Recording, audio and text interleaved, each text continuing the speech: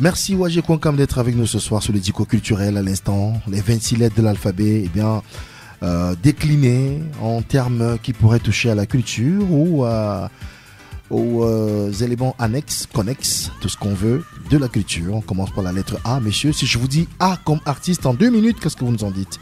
A comme artiste, à quel artiste est-ce que je pense en ce moment? Bah écoute, je vais te parler de Sheno, oui. Tout simplement parce que il revient bientôt. On l'a connu un peu il s'est essayé un peu dans l'afropop avec Chakala My Brain. Mais depuis 2 ans, il s'est inscrit dans un programme Beyond Music Project, un programme qui a été conçu par Tina Turner et qui a un jury chaque année qui sélectionne des gens. L'année dernière, il a été présélectionné parmi les finalistes, mais il n'a pas été lauréat. Mais cette année, s'il a été lauréat, le jury, c'était Angélique Kidjo, Fals, qui travaille beaucoup avec Wizkid et un Sud-Africain. Il a fait une chanson avec 2 autres, parce qu'en général, c'est des collaborations qu'on fait à l'international. Donc, il a fait une collaboration avec un Sud-Africain. Cette fois-ci, c'est pas lui qui est le compositeur, mais c'est lui qui a écrit les textes et qui a un peu dirigé les voix. Donc, ça vient bientôt. Il a, en prélude à la chanson qu'il a faite, qui va bientôt sortir sur le plan international, il a un single qui arrive bientôt qui s'appelle Break Up. Break Up. Oui, ça s'appelle Break Up. Ouais. Et pour ceux qui veulent découvrir Sheno, c'est Sheno. Tout simplement. Et j'ai envie de te demander, mais pour les 10 secondes qui nous restent, comment ça se fait que Sheno n'ait pas percé plus tôt dans ce pays, lui qui est un talent incommensurable? Bah écoute, qu'est-ce que tu veux que je te dise? Comment ça se fait? Qu'est-ce que tu veux que je te dise? C'est-à-dire qu'il y a des talents, enfin il n'est pas le seul, ils sont nombreux comme ça, c'est-à-dire que, disons que le Cameroun n'était peut-être pas arrivé à maturité pour consommer ce type de musique. Le type de musique que Sheno fait, parce que c'est dans notre contexte très alternatif. C'est quelqu'un qui à la base faisait du gospel, ensuite de la soul music. Ben aujourd'hui, il a un peu mis sur pied son style qu'il appelle Grassfield Blues, où il fait un mélange un peu entre les cultures de son pays et les cultures de ses cousins outre-Atlantique. Donc oui, on espère que cette fois-ci ça va prendre, parce que les gens sont beaucoup plus ouverts. Il y a des jeunes artistes camerounais qui sont dans un registre aujourd'hui proche de ce qu'il fait, comme Joyce Babatunde, comme Hens, comme ils sont pas mal, même s'ils sont dans un certain sens. Donc chez nous, oui, c'est le moment ou jamais pour lui d'exploser. Voilà pour les 2 minutes de A comme artiste. B comme booking. Bah écoute, B comme booking, ce que j'ai envie de dire par rapport à booking, c'est que les gens confondent le booking et le management. Oui. J'ai envie de dire ça comme ça déjà. Voilà, parce que en français, en fait, le booker, c'est l'agent de réservation. Oui. Et le manager, c'est le gestionnaire de carrière. Et je pense que celui qui est en face de moi a dû avoir ce genre de problème. C'est-à-dire que... ça m'est arrivé, oui. Bah oui, parce que c'est arrivé d'être celui qui gérait la carrière de Stanley. C'est ça.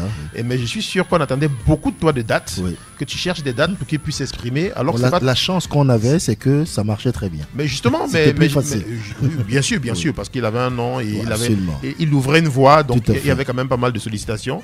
Mais je pense que on t'attendait là on ne devrait pas t'attendre, parce que ton travail à toi, c'est beaucoup plus la stratégie, la planification sur le long terme, les conseils, et c'est ce que les gens ne comprennent pas au Cameroun. Des fois on demande au manager, on attend de voir l'artiste sur plein de concerts, sur toutes les dates possibles, sur toutes les cérémonies. Ça fait partie de ses missions, mais c'est pas le cœur de ses missions.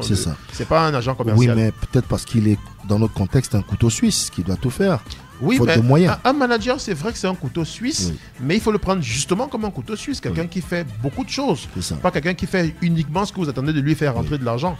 Parce que pour qu'un talent rentre de l'argent, on parlait tout à l'heure de Stanley, tu disais que ça marchait très bien, mais pour ceux qui ne le savent pas, c'est pas un gars qui est né avec un père, c'est pas une génération spontanée, c'est quelqu'un qu'on connaissait depuis des années, qui a bien préparé son truc et qui a explosé quand c'était le moment, voilà. Absolument. A comme artiste, B comme booking, C comme Culturum. Bah écoute, Culturum, c'est notre bébé à Pyramidion. Pas ça. Bah oui, c'est notre bébé. Je suis très content que tu en parles à Pyramidion Corporation. Il y a 2 personnes qui m'ont inspiré ce projet. Je suis obligé de citer. Il y a Rachid Ndiaye d'abord. C'est une jeune femme que je ne connaissais pas et qui faisait sa thèse en master en publicité, quelque chose comme ça, et en communication, oui, je crois, et qui avait déjà fait un travail sur l'impact que le hip-hop pouvait avoir dans la publicité. Et puis maintenant, cette fois-ci, il voulait traiter des messages que véhiculent les chansons et les clips vidéo de hip-hop. Et elle a rencontré Marie-Gabrielle Feugueux, qui est journaliste, et qui lui a dit, bon, écoute, si tu veux faire un truc comme ça, tu as vraiment besoin de quelqu'un. Et il y a que Wadji, va voir Wadji. Et donc elle est venue me voir et quand elle m'a parlé de ça, de son projet, je lui ai dit que j'étais trop petit pour être celui qui allait tout lui dire en la matière. Je lui ai proposé on ouvre un atelier. Oui. On est allé chez un ami à Lopom qui a mis sur pied un club privé, le YDBC Private Club. Je salue André Yanni, qui est producteur. Et c'est chez lui qu'on a réalisé l'atelier. Et à la fin de l'atelier, les gens se passaient les contacts. Et je me suis rendu compte que tous ces gens que j'avais invités, qui étaient censés se connaître, ne se connaissaient pas, connaissaient les contacts. Oui. Et c'est comme ça que j'ai mis sur pied Culturum, parce que la gérante de l'espace, Maria Degawa, me disait, bon écoute, moi j'ai besoin que les gens viennent chez nous. Pourquoi est-ce que tu ne mettrais pas ce concept sur pied ici? Et tous les dimanches, pendant 2 saisons, on se retrouvait là-bas pour parler des problèmes culturels, pour tourner autour de tout ce qu'il y a comme problème culturel, chercher des solutions à des problèmes. Et je peux prendre un exemple concret, c'est la rémunération pour copie privée des phonogrammes et vidéogrammes. Oui. C'est l'un des problèmes qu'on a débusqué, qu'on a porté et qui est aujourd'hui au niveau de la présidence et de la primature, parce qu'on a fait des conférences publiques, un point de presse au GICAM, et aujourd'hui c'est au niveau de la primature et de la présidence, et on sera bientôt appelé pour en parler avec ces autorités-là, pour débloquer cette situation, parce que c'est beaucoup d'argent, c'est en termes de milliards, c'est 5 milliards qu'on pourrait se faire par an, de francs CFA, c'est de très très très très loin ce qu'on attend souvent dans les droits d'auteur, et je suis très fier de ce projet-là qui vient d'achever sa 3e saison. Cette fois-ci, c'était 1 fois par mois. Et on se prépare pour la 4e. La 4e, c'est à partir de janvier. On va la faire 1 fois par mois, 1 fois de plus. Mais cette fois-ci, on veut des partenaires. Je vais prendre le temps de chercher des partenaires, parmi lesquels ABK, bien sûr. Merci, monsieur. On vous ouvrira nos portes volontiers. Bien sûr. Il est commun que l'on pense que dans le landerneau médiatique, le monde auquel j'appartiens en prépondérance, et dans le landerneau artistique, que les gens se connaissent, que non. Tout à l'heure, tu parlais, mon cher Wadje, des gens qui étaient censés se connaître. Oui. Parce qu'on s'est dit, c'est naturel. Wadje connaît forcément Didier Kwamo, il connaît forcément, parce qu'il gravite autour de l'orbite musicale. Et pourtant, ce n'est pas forcément vrai. C'est pas du tout vrai. Ce n'est pas du tout vrai. La preuve, c'est que des fois, quand on me présente à quelqu'un, il semble naturel que vous vous connaissiez. Là, par exemple, je travaille sur le festival Makossa avec Loya Dikosso. Elle me connaissait ni d'Adam ni d'Ève. Ah non? Oui, elle ne me connaissait pas du tout. Mais par contre, chaque fois qu'elle se renseignait auprès de quelqu'un, ton nom revenait. Non, mais il lui disait, non, elle se renseignait sur mon nom, elle avait mon nom. Oui. Est-ce que tu connais Wadje? Mais comment ça se fait que tu ne connaisses pas Wadje? Dans le milieu, en fait, je parle non plus bien sûr, populaire. Je comprends très bien. Voilà, donc c'est pour dire que ça peut arriver. Et aujourd'hui, on se connaît bien. On travaille sur un projet de Music Club, justement, à signer une convention de collaboration avec son association Makossa Forever sur 2 événements, les rendez-vous Makossa et le festival Makossa. Le rendez-vous Makossa, c'est un concert qui devrait être trimestriel ou bimestriel, voire mensuel pour le Makossa. Par contre, le festival Makossa, lui qui a déjà 8 éditions, l'idée c'était de recommencer de zéro, de refaire tout ça. Oui. Donc on lui a proposé des activités scientifiques en plus des activités artistiques qui existaient déjà. Oui. Et que cette année-ci, par exemple, justement, ça se déroulait du 5 au 7 décembre et on va avoir une journée atelier uniquement avec un partenaire télécom. Le lendemain, on aura une journée conférence avec un partenaire culturel, on va dire de la coopération culturelle étrangère. Et puis 2 concerts, un concert indoor le vendredi et le samedi, le dernier jour. Un grand concert public, grand public justement qui est gratuit parce que le concert indoor sera payant. Grand public gratuit, mais avant ce concert, il y aura un show de VJ, de DJ. Et avant ça, il y aura une caravane mobile à Bonabéry parce que le concert va se dérouler sur la place d'Insamé. Donc, écoute, je demande aux éditeurs de réserver cette date parce qu'on va vivre un moment patrimonial ensemble. C'est quoi la date, on rappelle? Les dates, c'est du 5 au 7 décembre 2024. Le festival Makossa, la 9e édition. Oui. 5 au 7 décembre. 5 au 7 décembre. D'ailleurs, la thématique, c'est le Makossa face aux nouveaux défis de l'industrie musicale. Oui. Donc, on invite justement tous les acteurs de l'industrie musicale. Quand je dis acteurs de l'industrie musicale, souvent les gens pensent qu'on parle de musiciens. Oui. Je dis bien acteurs de l'industrie musicale. Oui. Bien entendu. Surtout, justement, je suis dans une station radio. J'en profite pour insister sur le fait que dans ce que moi j'appelle le traitement de l'information musicale, les radios sont incontournables. Donc on invite les radios à venir, à parler avec les Makossis et à leur expliquer pourquoi ça ne marche pas, pourquoi est-ce qu'on ne les diffuse pas, ce qu'on attend d'eux, parce qu'on les aime bien. Absolument, et que le Makossa n'est pas mort. Tout à fait. Voilà. D comme direction artistique. Djabar. Ouais. Quand tu me dis direction artistique, Je pense au président actuel du Music Club, père son nom, Josué Esso, qui était le tout premier président. Il a été remplacé. Celui qui lui a succédé, c'est Richard Eboa, alias Djaba. Il est musicien, il est bassiste. Mais il est directeur artistique. De très grand talent. Oui, très grand talent. Il est directeur artistique et c'est celui qui m'en parle le plus dans mon environnement. Et c'est quelque chose qui est très important, la direction artistique, parce que en réalité, c'est ce qui permet à l'artiste d'être cohérent. En réalité, voilà, c'est-à-dire que les artistes aiment beaucoup parler de vision. C'est un mot comme ça qui est à la mode, mais les gens ne savent même pas ce qu'il faut mettre à l'intérieur de la vision. En fait, la vision, c'est ce que tu veux faire sur le long terme. Qu'est-ce que tu veux vraiment faire? Et des fois, on peut se tromper de vision parce qu'on ne sait pas ce qu'on veut faire.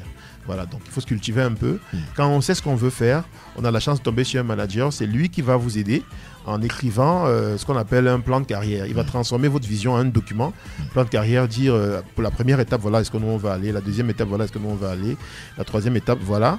Et maintenant, celui qui va vous aider à faire que... Il y a une expression qu'on appelle démarche artistique, qui va faire en sorte que votre démarche artistique soit cohérente. C'est-à-dire que ce que vous faites, vous prétendez par exemple rappeur, et que vous vous retrouvez à faire un genre musical qui est en train de marcher comme l'afrobeats parce que c'est ce qui est à la mode. Maintenant, il faudrait qu'il y ait une cohérence entre ce que vous avez déclaré que vous faites, vos capacités aussi à faire du rap et ce que vous êtes en train de faire comme musique. Et c'est le rôle du directeur artistique justement de faire en sorte que entre ce que vous pensez et ce que vous pouvez faire, qu'il y ait une certaine cohérence. Comme édition. Bah écoute, moi j'ai envie de parler d'édition musicale parce que dans la musique il y a l'édition musicale et il y a l'édition phonographique. C'est deux choses qui sont différentes. Et justement, au Cameroun, l'édition musicale, c'est pas des choses dont on parle souvent parce qu'en réalité, c'est la gestion des droits. Au Cameroun, quand on parle de gestion des droits en matière de musique, on pense beaucoup plus à la gestion des collectives, c'est-à-dire que ce que les OGC font, les organismes de gestion collective. On oublie qu'en réalité, dans le cadre d'une œuvre musicale, il y a ce qu'on appelle les auteurs, c'est-à-dire des paroliers, des compositeurs.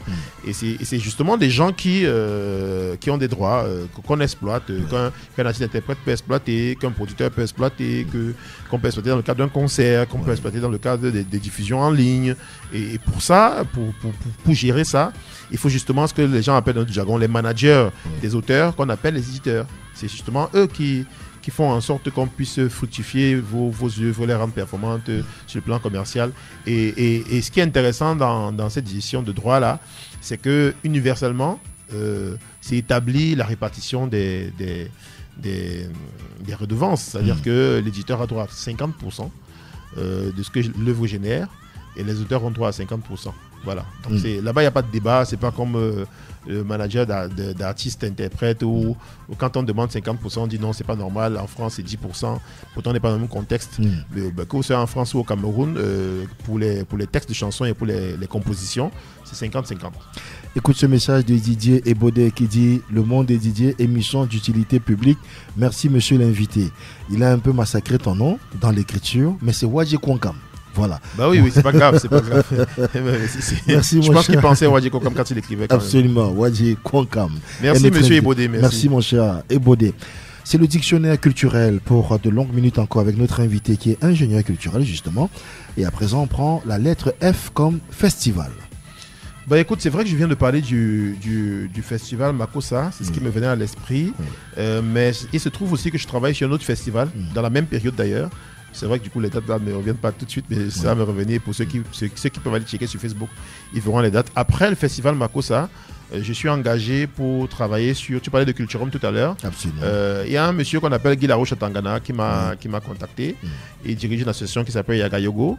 Et il a demandé qu'on travaille ensemble, Pyramidion Corporation et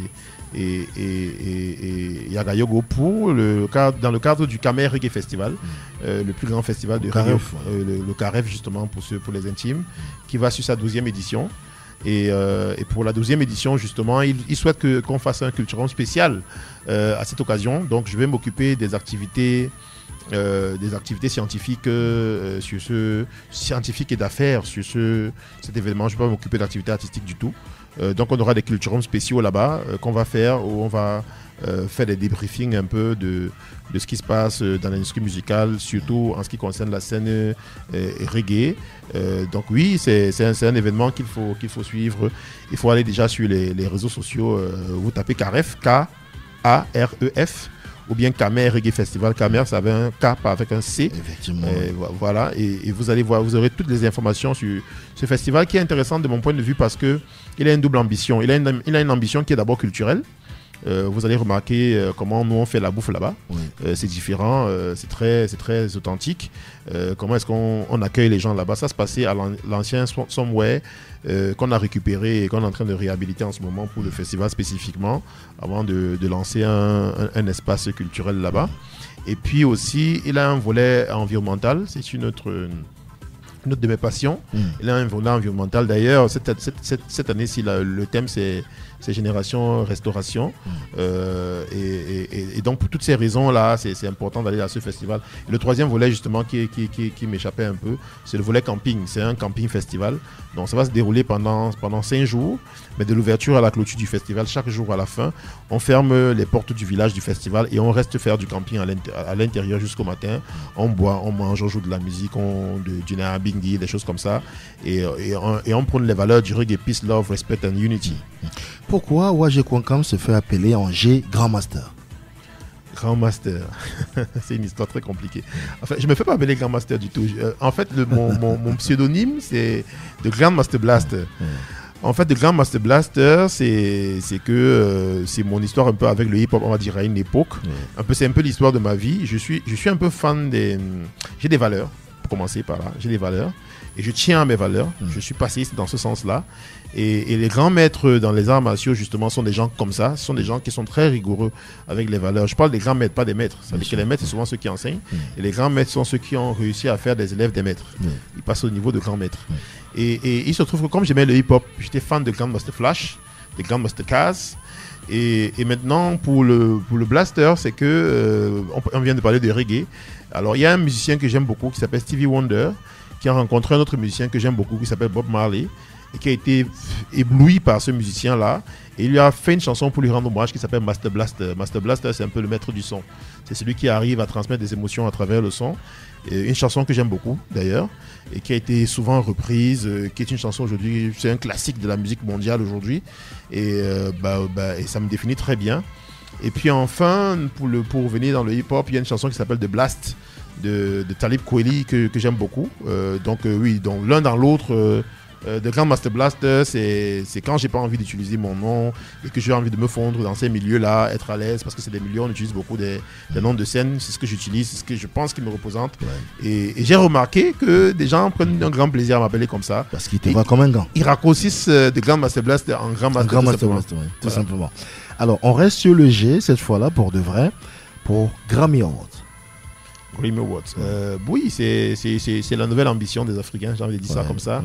C'est la nouvelle ambition des Africains. J'en connais un dont c'est oui, il y en a. C'est le rêve absolu. Oui, bien sûr. Il me disait encore il y a 3 jours qu'il aura son Grammy. Oui, il faudrait quand même qu'il arrête de le dire. Oui, parce que à force de le dire, les gens commencent à prendre ça comme si c'était une blague. Qu'il continue à travailler, il est dans le bon sens. Je vois de qui tu parles. Mais c'est même d'ailleurs l'une des premières personnes à en parler. Oui, les Grammy Awards, c'est quelque chose qui ont traversé ma vie. Nos premiers Grammy qu'on a eu, l'un des premiers à avoir rêvé des Grammy en Afrique, c'est pas un Nigérian, c'est un Camerounais qui s'appelle Konsti Eka, qui est quelqu'un qui m'a inspiré, qui m'a donné envie de faire communication. La première fois que j'entendais parler de communicateur, je pense que c'était lui. Konsti Beaucoup Eka, d'entre nous. Voilà, et j'ai eu la chance d'aller à Abidjan et justement de suivre un peu ce qu'il faisait là-bas. Et là-bas, il a mis sur pied une initiative qui s'appelait African Caribbean Music Awards, les Africa Music Awards, et qui était qui est la première grande cérémonie des awards. Et là, tu parles un peu comme lui.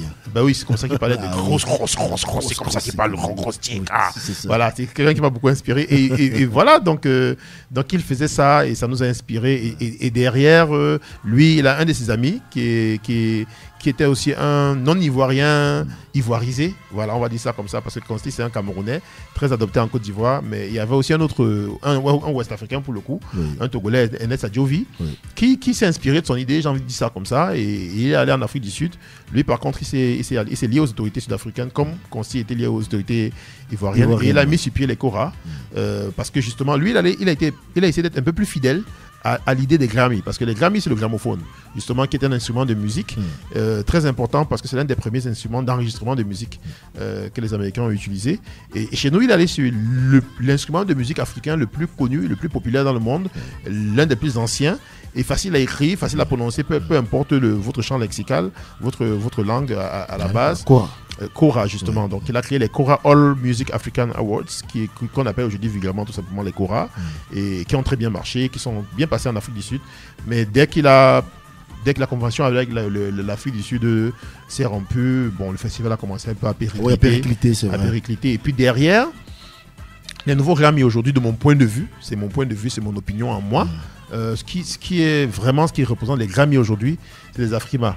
Et quand je dis les Afrima, je ne parle pas de la récompense remise par un magazine aux États-Unis, à Dallas précisément, non.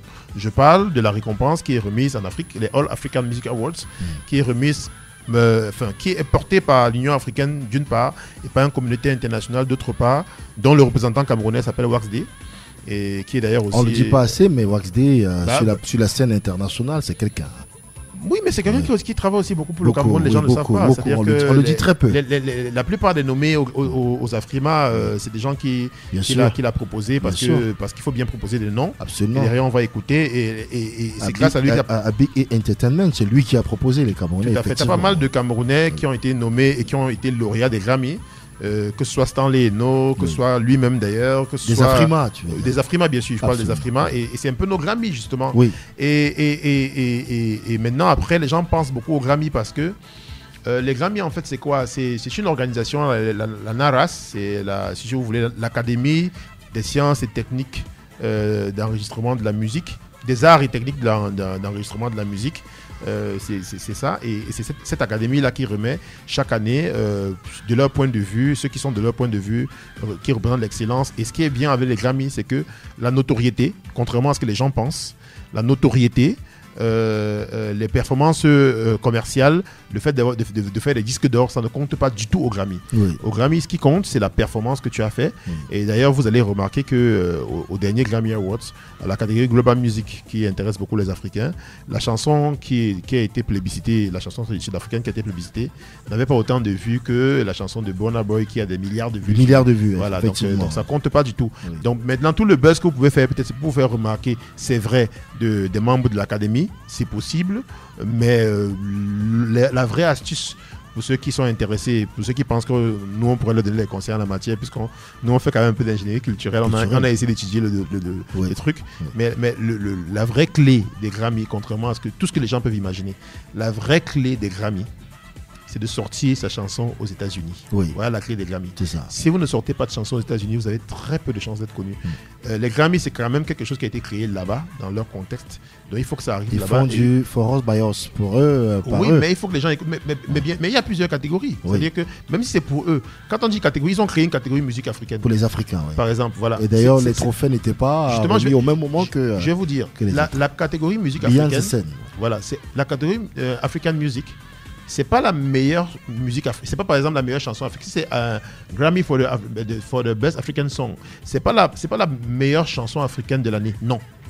C'est la meilleure chanson africaine de l'année du point de vue des Américains. Les Américains, oui. Donc des chansons qui sont diffusées aux États-Unis, que ce soit très diffusées ou pas assez diffusées. À partir du moment où c'est diffusé aux États-Unis, ça attire l'attention de l'académie. Du public américain, donc de l'académie. De l'académie qui va aller regarder, qui va aller écouter et voir si c'est pas la meilleure chanson qui est sortie dans l'année, parce que les chansons qui sont sorties, qui sont pas sorties du territoire camerounais, ils connaissent pas. Mais si ça arrivait là-bas, donc tout à l'heure quand tu parlais, j'ai suivi ton regard, tu parlais de Stanley. Oui, lui il a fait cet effort-là d'aller s'installer là-bas, mais et vous allez voir, bon, lui il a eu son Grammy parce qu'il a s'installer là-bas. Exactement. Tout simplement. Et celle qui bat les records en la matière, Angélique Kidjo vit aux États-Unis depuis très longtemps. Absolument. Donc il n'y a pas de hasard en la matière. Ceux qui vivent en Afrique vraiment et qui ont été souvent nommés, mais qui n'ont jamais eu de Grammy, par exemple, c'est les Kouti, c'est les enfants Kouti. Et parce qu'ils ne sont pas installés là-bas. On va faire du 2 en 1. On écoute en fond sonore, puisqu'on parlait des Grammy. Une qui en a eu. C'est une africaine. Elle en a eu 5, je crois. Oui, au moins un. Voilà. Bien sûr. 5 Grammy Awards pour elle. Excusez du peu, mesdames et messieurs. Angélique Kidjo. Bah oui, bien quand sûr. même, hein. Oui, bien sûr. Et en parlant du pendant des Grammy, en Afrique, on est revenu, on a parlé des Kora tout à l'heure, avec Wadi Konka. Et quand on parle de Kora, retenez que l'instrument a aujourd'hui 95 ans. Et ce monsieur l'a popularisé. Ce monsieur. de regretter mémoire.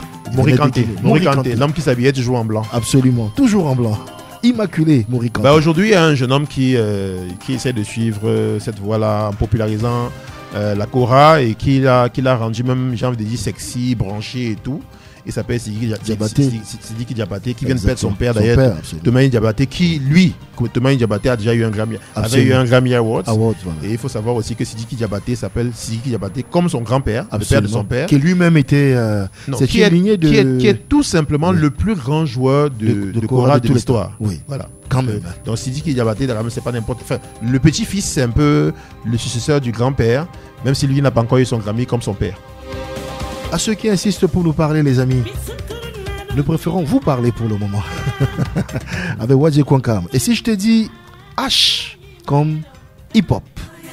Bah écoute, H comme hip-hop, c'est une partie de ma vie. C'est une partie de ma vie parce que c'est quelque chose qui m'a inspiré. Pour moi, le hip-hop, c'est quoi en réalité? Le hip-hop, c'est l'art de la débrouillardise, c'est l'art du système D. En réalité, c'est quoi? C'est des jeunes qui se sont retrouvés dans la rue et qui voulaient faire de la musique et qui avaient du mal à faire de la musique parce qu'ils n'avaient pas les moyens de faire de la musique. Et ils sont servis de ce qu'ils avaient à portée de leurs mains, pour taper dans les mains, de leur bouche pour faire du big boxing. Il faisait froid dans les rues de New York, du coup il fallait un peu se chauffer. On se mettait au coin du feu de corner. Et puis aussi l'art du défi, on se défiait un peu pour passer du temps. Et puis bien entendu aussi derrière, c'est le système D parce que je parlais de l'amour que j'ai pour le reggae.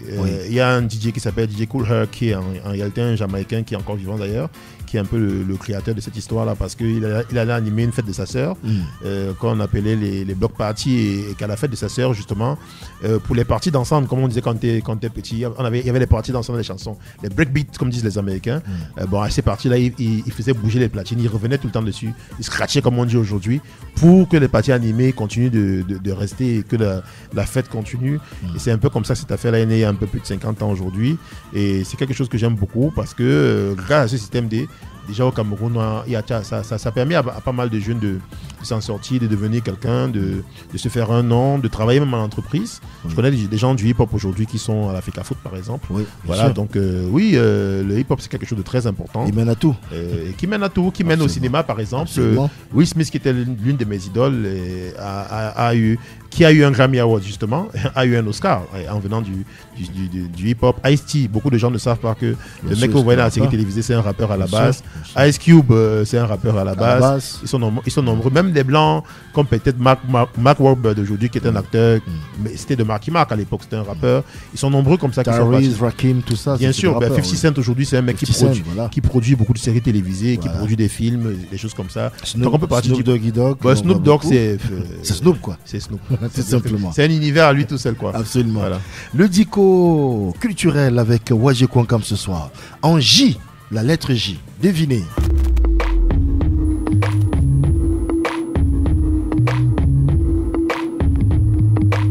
C'est un gars qui a vécu dans le même quartier que moi à Bonabéry. Bon, je suis un petit frère là du vivre dans ce quartier-là. Oui, il s'appelle Jovi. Oui. Il s'appelle Jovi, le rappeur, pour J. Mais le beatmaker, enfin le sound producer, c'est le monstre. Oui. Et c'est quelqu'un monstrueux. C'est quelqu'un qui est important parce que ce qui m'intéresse chez Jovi, c'est l'univers qu'il a réussi à mettre sur pied. Oui. Rappeur Jovi, d'accord, qui suit ce qui se fait dans le monde entier et qui s'adapte toujours. À une époque, il était un peu, j'ai envie de dire, influencé par Kanye West. Si vous écoutez ce qu'il fait aujourd'hui, vous allez vous rendre compte qu'il est très influencé par les derniers travaux de Nas. Mais c'est très quad ce qu'il fait, c'est très adapté à son contexte. La preuve, c'est qu'il se revendique comme un gars de Mabanda. Mais depuis qu'il est installé à Yaoundé, il y a beaucoup de Bikutsi dans ce qu'il fait. Donc c'est quelqu'un qui s'adapte. Qui se réinvente. Oui, qui se réinvente tout le temps. Oui. Mais ce qui m'intéresse encore plus chez lui, c'est l'entrepreneur. Parce que Jovi, c'est quoi? C'est aussi quelqu'un qui a mis sur pied un label, New Bell Music. C'est vrai qu'il était chez Moumak avant, chez mon frère Julnia. Mais depuis, il a fait un big up. Justement, qui ont fait un big up, qui fait beaucoup de choses pour la musique depuis longtemps. Domaf et autres. Domaf, son label aussi, Moumak, faut pas oublier qu'il a relancé. Qu'il a relancé d'ailleurs. Et Jovi, oui, il a son label New Bell Music qu'il a créé avec Rachel Burke. Et puis derrière ça, il n'y a pas que son label, il a aussi mis sur pied une compagnie de production audiovisuelle qui s'appelle 16e février, je ne sais pas comment on dit ça en anglais. 16 février. 60 February. 60th February, voilà, un truc comme ça. Yes. Voilà, et qui en réalise tous ces clips vidéo et les clips vidéo de ces artistes en général qu'il signe et qui est dirigé par son frère en réalité, parce que lui il s'appelle à la base God Love Dokong et son frère s'appelle tout simplement Dokong, comme nom d'artiste, et c'est lui qui réalise qui est un peu la signature visuelle de tout ce que Jovi fait jusqu'aux pochettes de disques, etc. Mais il n'y a pas que ce label là qu'il a créé, il a aussi créé un autre label, enfin une autre entreprise aujourd'hui qui s'appelle Apex, qui fait dans la relation publique, qui gère aujourd'hui un peu tout ce qu'il fait, et en dehors de ça il y a une plateforme qu'il a mis sur pied, ça va me revenir, mais bon, c'est pas, ça je t'aiderai tout à l'heure. Ça commence par ici aussi, je pense, mais il a mis sur pied une plateforme aussi pour distribuer sa musique et la musique de d'autres Camerounais. Donc c'est quelqu'un qui essaie de construire un empire à son niveau, pour pouvoir pousser un peu ses projets, les projets des gens qu'il fait découvrir, comme Renis peut-être que tout le monde connaît et qui est l'une de ses meilleures œuvres. I beg no pity me. The whole club sick, I dey cross epitome. Deadly with delivery. I bring much pain. I drown your own mind in misery. Hey, this you killing me. Oh, silly me. Who will have known them impact boys be fooling me? It's strange. Things change. When money comes, things will never be the same. I'd rather kick the bucket than have an empty bucket. Fast way, fast money, shoot like a rocket. I I go finish my fufu. When the money comes, she go give me the tutu. And when I knock out, the kum go tight. We go pound them, turn them till the kum is right. Massa no be lie. Me I been a done. I don't done to the trunk. What have I never done? Me I been a done for quoi? Le monde des Didier, premier c'est le soir. I love. I do my thing, what a style. Me I been a done for quoi? Oh boy, I been a done for quoi? I love. Le Dico culturel avec Wajé Kwankam ce soir dans le monde des Didier. C'est tous les jours pareil, 17h, 20h, du lundi au vendredi. Évidemment, merci d'être là, mon pote.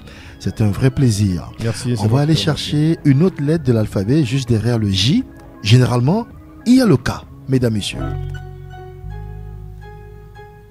Et tout cela est musical. Hein. Il est plus au Cameroun depuis un moment.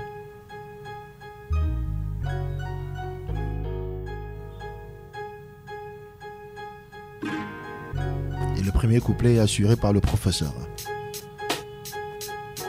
Hey, c'est quoi ton truc à toi? Ouais, c'est quoi ton kiff? En fait, j'ai pas compris. Qu'est-ce qui va pas chez toi? Celui qu'on appelle le prof. Tir Nostra. Oui, c'est ce que je voulais dire. C'est-à-dire que je voulais dire que son pseudo vient de Nostradamus, mais il a préféré dire Tir Nostra. Tir Nostra, voilà, bien sûr. Et le son est très fort. Hein. Moi, je fais écouter cette chanson à ma fille ado, enfin, et à mon fils ado. Et je leur dis, cette chanson, c'est le must, c'est ce qu'il faut écouter, c'est ce qu'il faut savoir. Bah écoute, et donc, il amène. Nostra, c'est quelqu'un qui a une éthique. Oui. En matière d'écriture, c'est-à-dire que c'est quelqu'un pour qui le texte est très important. Je pense que le texte peut-être pour lui vient avant la musique et la mélodie. Je crois aussi. Ouais. Et il fait très attention à ce qu'il écrit, à ce qu'il dit. Et il est très sérieux en la matière. Et c'est quelqu'un qui a été un peu désabusé par la manière avec laquelle est-ce que les Camerounais ont apprécié le hip-hop et ce qu'ils ont préféré. Et ça l'a un peu dégoûté. C'est pour ça qu'on entend moins. Ouais. Mais c'est quelqu'un pour qui j'ai beaucoup de respect parce que oui, quand il s'agit d'écrire un texte de rap, il s'amuse pas quoi. Pour lui c'est quelque chose de il est comme en mission. J'invite les uns et les autres à écouter Belek de Tir Nostra parce que dans Belek effectivement il explique tout ce que tu dis hein. Il était désabusé par le hip-hop. Ça s'entend que pour lui puriste, eh bien que ce soit autre chose qui soit promu. Et la preuve que les Camerounais n'ont peut-être pas compris le sens profond du mot hip-hop. Après ça se discute, non? Ouais, j'ai quoi comme. Bah oui, bon écoute, j'en parlais justement parce que j'ai eu l'opportunité de collaborer un peu avec lui sur les Hip Hop Talent Search et j'avais un jury et il faisait partie de ce jury-là et oui, je sais que c'est un peu sa façon de voir les choses. Maintenant après c'est clair qu'il faut tout pour faire un monde et que le hip-hop est très diversifié et que malheureusement dans un contexte où les valeurs sont un peu inversées, ce que les gens écoutent le plus, c'est pas peut-être ce qui est fondamental. Donc il faut faire avec. Oui. Et il faut pas renoncer justement. Faut résister. Il faut donner envie aux petits frères qui ont envie de faire la même chose que toi, d'avoir des références. Et donc quand on disparaît, on laisse pas de références aux petits frères. C'est Nostra fait partie de ceux qui savent quand on veut parler de rap pur, hein, on va dire. Oui, bien sûr. On veut pas faire de la face devant les douleurs de son. On a toujours fait une place à ceux qui savent manier le son. On veut pas faire de la face devant les douleurs de son. Je veux être une légende, dessiner ma vie en tube et que les gens les chantent. Je rêve d'une histoire plus qu'alléchante, le genre de trip qui font que les MC légendes. Y a toujours une place pour les battants. Le succès, seuls les bats trouvent ça épartant. Mais pas tant que ça et hop, les valeurs restent les mêmes qu'on soit à Doul ou en Arkansas. Et hop, je voudrais avoir l'audace de challenger Jay-Z, avoir la pureté de Nas et la puissance d'un missile. Et comme Twist, débiter des disques qui font bouger les cystes avec la sûreté de Missy. Je vise les platines pour ma famille et ma team et toutes sortes de bombes africaines ou latines. Et là, lâcher du lest, y'a Nostra qui vient cracher du texte par son. Le monde de Didier Premier, c'est le soir. On aurait pu parler exclusivement de Kilamel, mais comme Kilamel a des amis autour de lui, on a fini par bah oui, le cast, voilà. on parlait de la lettre K et finalement on a parlé de Nostra. On a parlé de Nostra, voilà. C'est pas plus mal parce qu'il aurait mérité également qu'on parle de lui. Il n'était pas prévu dans le N non plus, Nostra, ni dans le S, Sir Nostra. Mais enfin, voici Kilamel, les amis. Dernier banc, la chanson. Un de ses tubes les plus emblématiques, on va dire. Kilamel qui n'est plus au Cameroun finalement, c'est une perte pour nous ou pas? Tu me poses une colle. Ah ouais? Ouais. Écoute, tu as le droit d'être honnête. Hein. Oui, parce que c'est un petit frère avec qui j'ai une relation épistolaire intéressante depuis des années. Et c'est un peu bizarre Kilamel qui vit en France. Honnêtement. Par rapport à sa posture, c'est un peu bizarre. J'ai envie de dire que c'est pas quelque chose que je comprends. Mais comme j'en ai pas encore parlé avec lui, ce que je peux dire c'est que c'est quelqu'un qui défend des valeurs de chez nous. Oui, de chez nous, un patrimoine qui a une démarche qui tient à ces valeurs-là. Ce que vous allez écouter qui va faire bientôt comme musique, ce sont des musiques qui sont hip-hop mais qui sont très patrimoniales. Je sais qu'il a travaillé Toto Guillaume par exemple. Oui. Et il est très impliqué dans tout ce qui est patrimonial. Sawa par exemple. J'ai toujours dit à mes amis Sawa que la sawanité c'est l'africanité. J'ai pas de problème avec ça.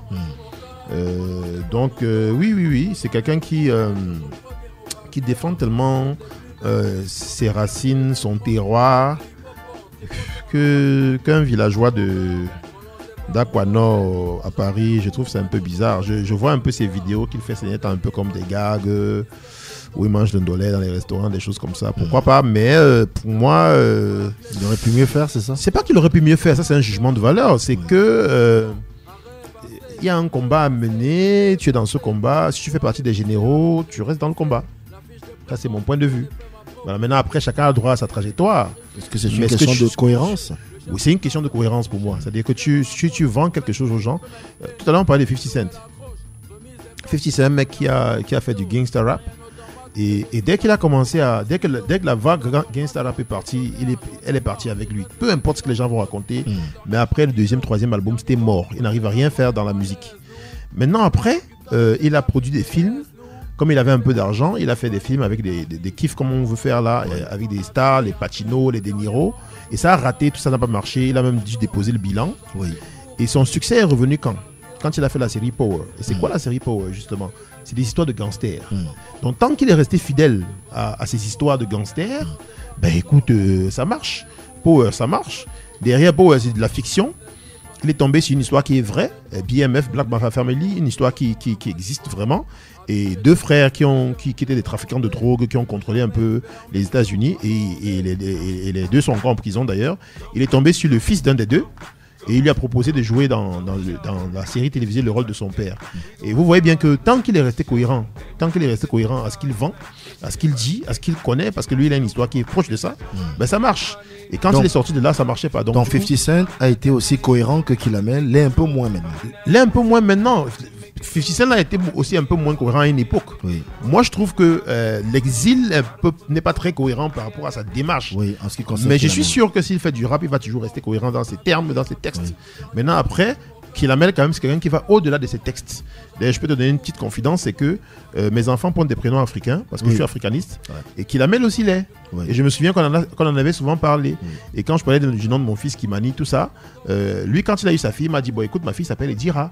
J'ai dit, Edi, c'est quoi? Il me dit, Edi, je crois que c'est Edi, c'est le soleil en Douala, un truc comme ça, et puis Ra, c'est le dieu du soleil en langue égyptienne, j'oublie le nom. En égyptien, effectivement. L'ancien égyptien. Et oui, je trouve ça très cohérent. C'est-à-dire qu'entre ce qu'il dit, entre ce qu'il rappe et ce qu'il vit. Voilà. Et puis même d'ailleurs, son rôle dans la culture Sawa à Douala, ce qu'il fait dans l'underground que les gens ne savent pas, pour que cette culture-là pousse. Oui, c'est très important. Maintenant, après, derrière, s'exiler, quand on est un combattant pour l'Afrique, c'est un peu compliqué pour moi. Même si parmi les combattants pour l'Afrique, il y a eu des exilés dans l'histoire et peut-être qu'ils continuent ce combat là-bas. Mais moi, je parlais d'un sentiment personnel. Je suis un peu gêné, je le juge pas du tout. Alors, mais du tout. Il a le droit de faire ce qu'il veut. Kilamel.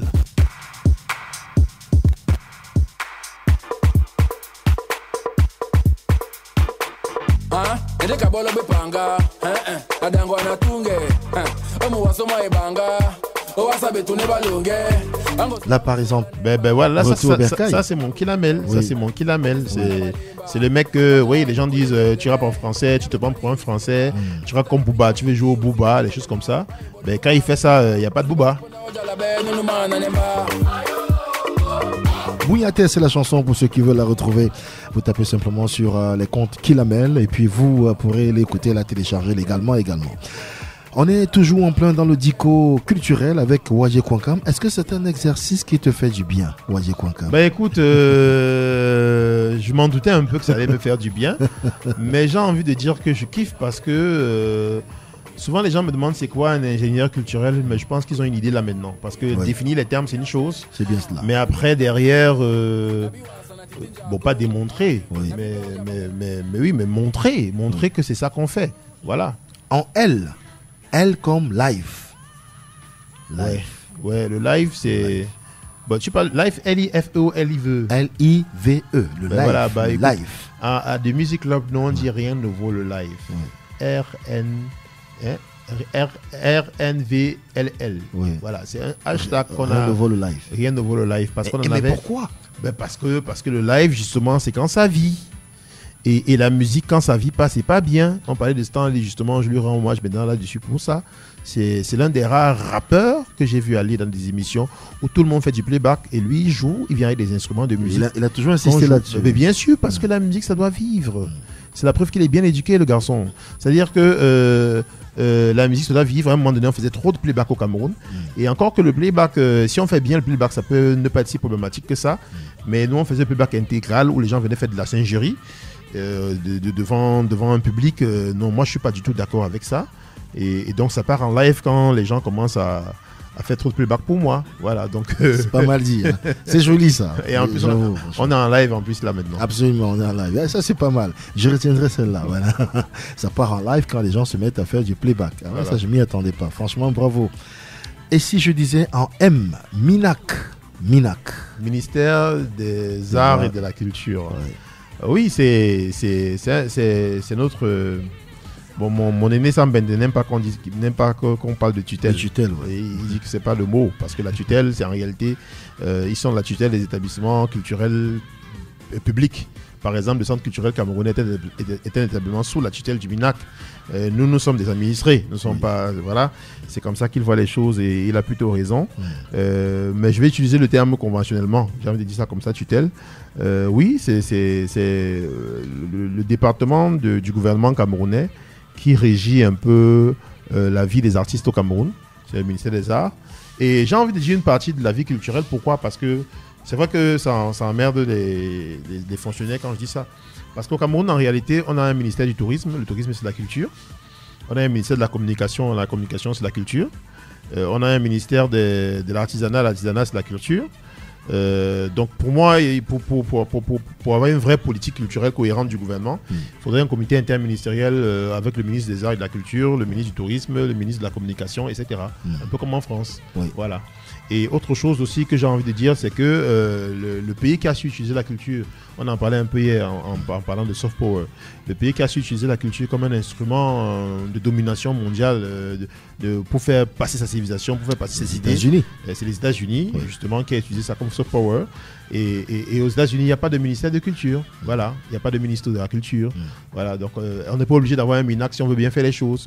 Mais maintenant qu'on l'a, il faudrait que les gens de culture au Cameroun comprennent que les missions d'un ministère en réalité, d'un ministère de la culture, c'est surtout de réglementer. C'est de réglementer, c'est d'observer, comprendre ce que le secteur culturel veut et de lui faciliter la tâche en faisant des réglementations en produisant de la réglementation intéressante pour lui. Et d'ailleurs, c'est ce qui est en train de se passer aussi un peu quelque part en ce moment. Et derrière, laisser la régulation aux acteurs. Parce que je constate que le ministère veut réguler, veut être celui qui... Je prends un exemple concret en ce moment. Hier justement, avant que j'entre ici en studio, à mon initiative, avec le pôle d'ailleurs mis sur pied par le ministère, le pôle art cinématographique et audiovisuel, on a fait un atelier où on a travaillé un peu sur l'avant-projet de loi qui va régir les activités cinématographiques audiovisuelles au Cameroun. Et on s'est rendu compte qu'il y avait beaucoup d'autorisations. Que dans cet avant-projet, par exemple, il est dit que pour pouvoir se déployer au Cameroun, dans peu importe le métier que tu veux faire, il faut requérir l'autorisation du ministère des Arts et du ministre des Arts et de la Culture, qui lui aussi demande un avis obligatoire de la fédération concernée. Je trouve que c'est quand même très fort. Il y a pas beaucoup. Dans un pays comme les États-Unis, il n'y a pas de ministère, il n'y a pas de ministre pour donner d'autorisation à DiCaprio d'être acteur aux États-Unis, par exemple. Voilà, donc je trouve que ça va un peu très loin là. Pourtant, il y a la fédération qu'on veut mettre sur pied, qui pourrait réguler les choses. Donc il faudrait laisser à la fédération, elle, de mettre sur pied la fameuse carte professionnelle, par exemple, et qu'elle ne soit pas délivrée par le ministre. Ça n'a pas de sens que ce soit délivré par le ministre, par exemple. Et puisqu'on est en train de parler de ça, c'est important de savoir que il faut laisser les acteurs se déployer, décider de ce qu'ils veulent faire, parce que c'est eux qui comprennent un peu leur environnement. Sinon, ça va être difficile. Par exemple, j'ai mon amie Yvonne Miegwen.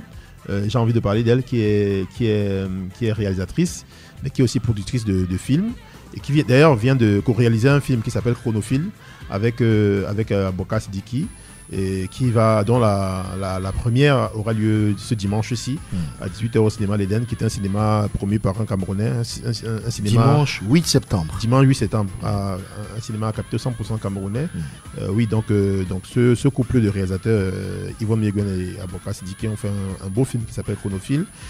Moi, j'invite les gens à aller voir ça, parce que c'est un film écrit, produit, financé, réalisé par des Camerounais, qui va être diffusé pour la première fois dans une salle de cinéma au Cameroun, qui appartient à des Camerounais.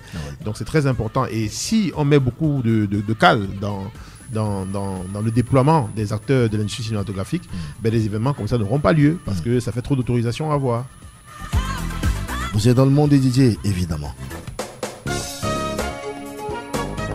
On en parlait il y a un instant. Il n'aime pas le mot tutelle. Oui. Il préfère le mot administré. Ouais. Mais est-ce que ça ne fait pas non plus un peu colonisé de dire administré? Mais non, quand il y a une administration, il y a ceux qui administrent, il y a ceux qui sont administrés. Être administré, c'est pas si... Je n'aime pas beaucoup cette expression, je te promets. Oui, je comprends. Dans notre contexte, ça peut être très péjoratif aussi, parce que la préfectorale de la coloniale, justement, nous rappelle des mauvais souvenirs. Voilà, c'est des séquelles. Des administrés. Mais dans le champ lexical de la langue française, c'est pas un problème. Évidemment qu'on y est. J'ai tenu à faire un petit big up personnel à Sam Bende aujourd'hui. Écoute, tu fais bien. Il nous fait souvent les faveurs de son passage dans cette émission. Sam Bende, que je salue bien bas. Monsieur le Président, je l'appelle toujours comme ça. Monsieur le Président. Moi, je l'appelle aussi Président, parce que c'est quelqu'un qui donne beaucoup pour la culture camerounaise. Ah oui. Énormément, qui donne beaucoup de son temps, de son argent, de son énergie, de ses idées. C'est pour moi un guide. Je me souviens que j'avais été sollicité par une chaîne de télévision qui organise des awards musicaux culturels au Cameroun et que je partageais le plateau de Sam Bende et de Blick Bassi, excusez du peu. Oui. J'ai devais leur donner de parler de l'industrie musicale, le cas spécifique de l'édition et tout ce qui s'y rapporte. Et c'était vraiment ce qu'on pourrait appeler masterclass, monsieur. Un peu comme ce qu'on vit avec vous aujourd'hui, Wadji Kwankam. Merci infiniment. Je ne suis pas encore suffisamment maître pour faire un masterclass. J'ai reculé cette expression. Il est modeste avec ça et c'est pas plus mal. Ce qu'on va faire, c'est que on va y aller au pas de cause parce que j'ai décidé qu'aujourd'hui, avec Wadji Kwankam, on parlerait d'ico culturel pour que les Camerounais s'habituent à ce que c'est que la culture ou alors tout ce qui s'y rapporte et les métiers connexes, j'ai envie de dire. Alors, on est à mi-parcours, est-ce que tu t'en rends compte? On est à mi-parcours, ça fait 13 lettres, l'alphabet français, en ayant 26. Oui. Ce qu'on va faire, c'est que maintenant, on coupe la poire en deux puisque nous avons 30 minutes devant nous avant le divan. Le divan sur lequel tu vas t'allonger pour qu'on aille chercher en toi les émotions les plus enfouies. Et je me demande tu vas faire ton Freud. Par quel bout je te prendrai. C'est justement la méthode freudienne, le divan. Merci de le savoir. À présent, la lettre N, en opposition à la lettre O, je dirais New School. Oui, nouvelle école. Ouais. Oui, pourquoi pas. C'est-à-dire que c'est important de laisser les jeunes s'exprimer, de s'exprimer de leur façon, à leur façon, de montrer ce dont ils sont capables, comme ils comprennent le monde, parce que c'est une génération qui est née, par exemple, avec les réseaux sociaux, avec la nouvelle technologie. Par exemple, moi, mes gosses à la maison, j'arrive pas à avoir de mot de passe. J'arrive pas à avoir de mot de passe de quoi que ce soit. La dernière fois que ils te hackent tout le temps. Oui, la dernière fois que j'ai changé mon mot de passe, mon code, voilà, le code comment est-ce qu'on appelle, de contrôle parental, par exemple, pour la télévision, c'est un code à 4 chiffres. Ah oui. C'est ton âge ou alors ta date de naissance. Ce que j'avais mis, c'était l'année de naissance de mon épouse. C'est exactement ce qu'il ne faut pas faire. De mon épouse, c'est ce que j'avais fait. Donc j'ai fait ça et les gars étaient bloqués. Et le lendemain, je reviens, je vois que les gars ont décodé le truc parce qu'il y avait un film d'horreur qui devait passer sur RTL9, déconseillé au moins de 16 ans, mais les gars voulaient voir les films d'horreur. Donc du coup, ils ont trouvé le code. Et puis, je demande à mon fils aîné qui a 11 ans, mais comment est-ce que vous avez pour trouver le code? Il me dit, j'ai mis l'année de naissance du moment, j'ai rien trouvé, mais j'ai mis l'année de naissance de papa et j'ai trouvé du premier coup. Trop facile. Ah oui. Et quand il me dit trop facile, en fait, je lui dis, mais comment ça trop facile? Il me dit, mais comment tu peux mettre l'année de naissance sur un code? Si tu veux faire un bon code, ça se fait pas, oui. Il me donne un conseil. Si tu veux faire un bon code, tu utilises des chiffres, des chiffres qui sont des références à plusieurs choses différentes. Bien sûr. Voilà. Donc il faut composer des chiffres. Absolument. Je lui dis, et si moi j'oublie le code, il me dit, mais c'est ça le truc. Mais c'est ça le truc. Il me dit, c'est ça le truc, justement. Comme tu peux pas mettre un truc qui est compliqué, tu vas toujours mettre un truc qui est facile. Donc on va toujours décoder. Et le code, tu le consignes quelque part. Au cas où tu le Du coup, ce que je fais, c'est que par exemple, pour le téléphone, des choses comme ça, où il y a des empreintes digitales, je n'utilise pas de code. Je utilise des empreintes digitales. Au risque que qu'on utilise mon doigt si je dors. Mais j'ai le sommeil léger, heureusement.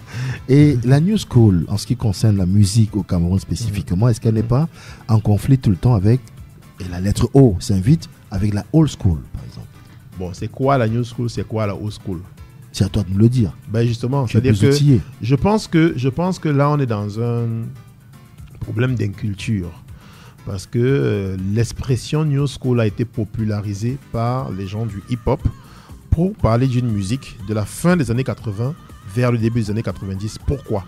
Parce qu'en réalité, c'était une musique qui était expérimentale. Quand le hip-hop naît à la fin des années 70, c'est quelque chose de nouveau que personne ne comprend.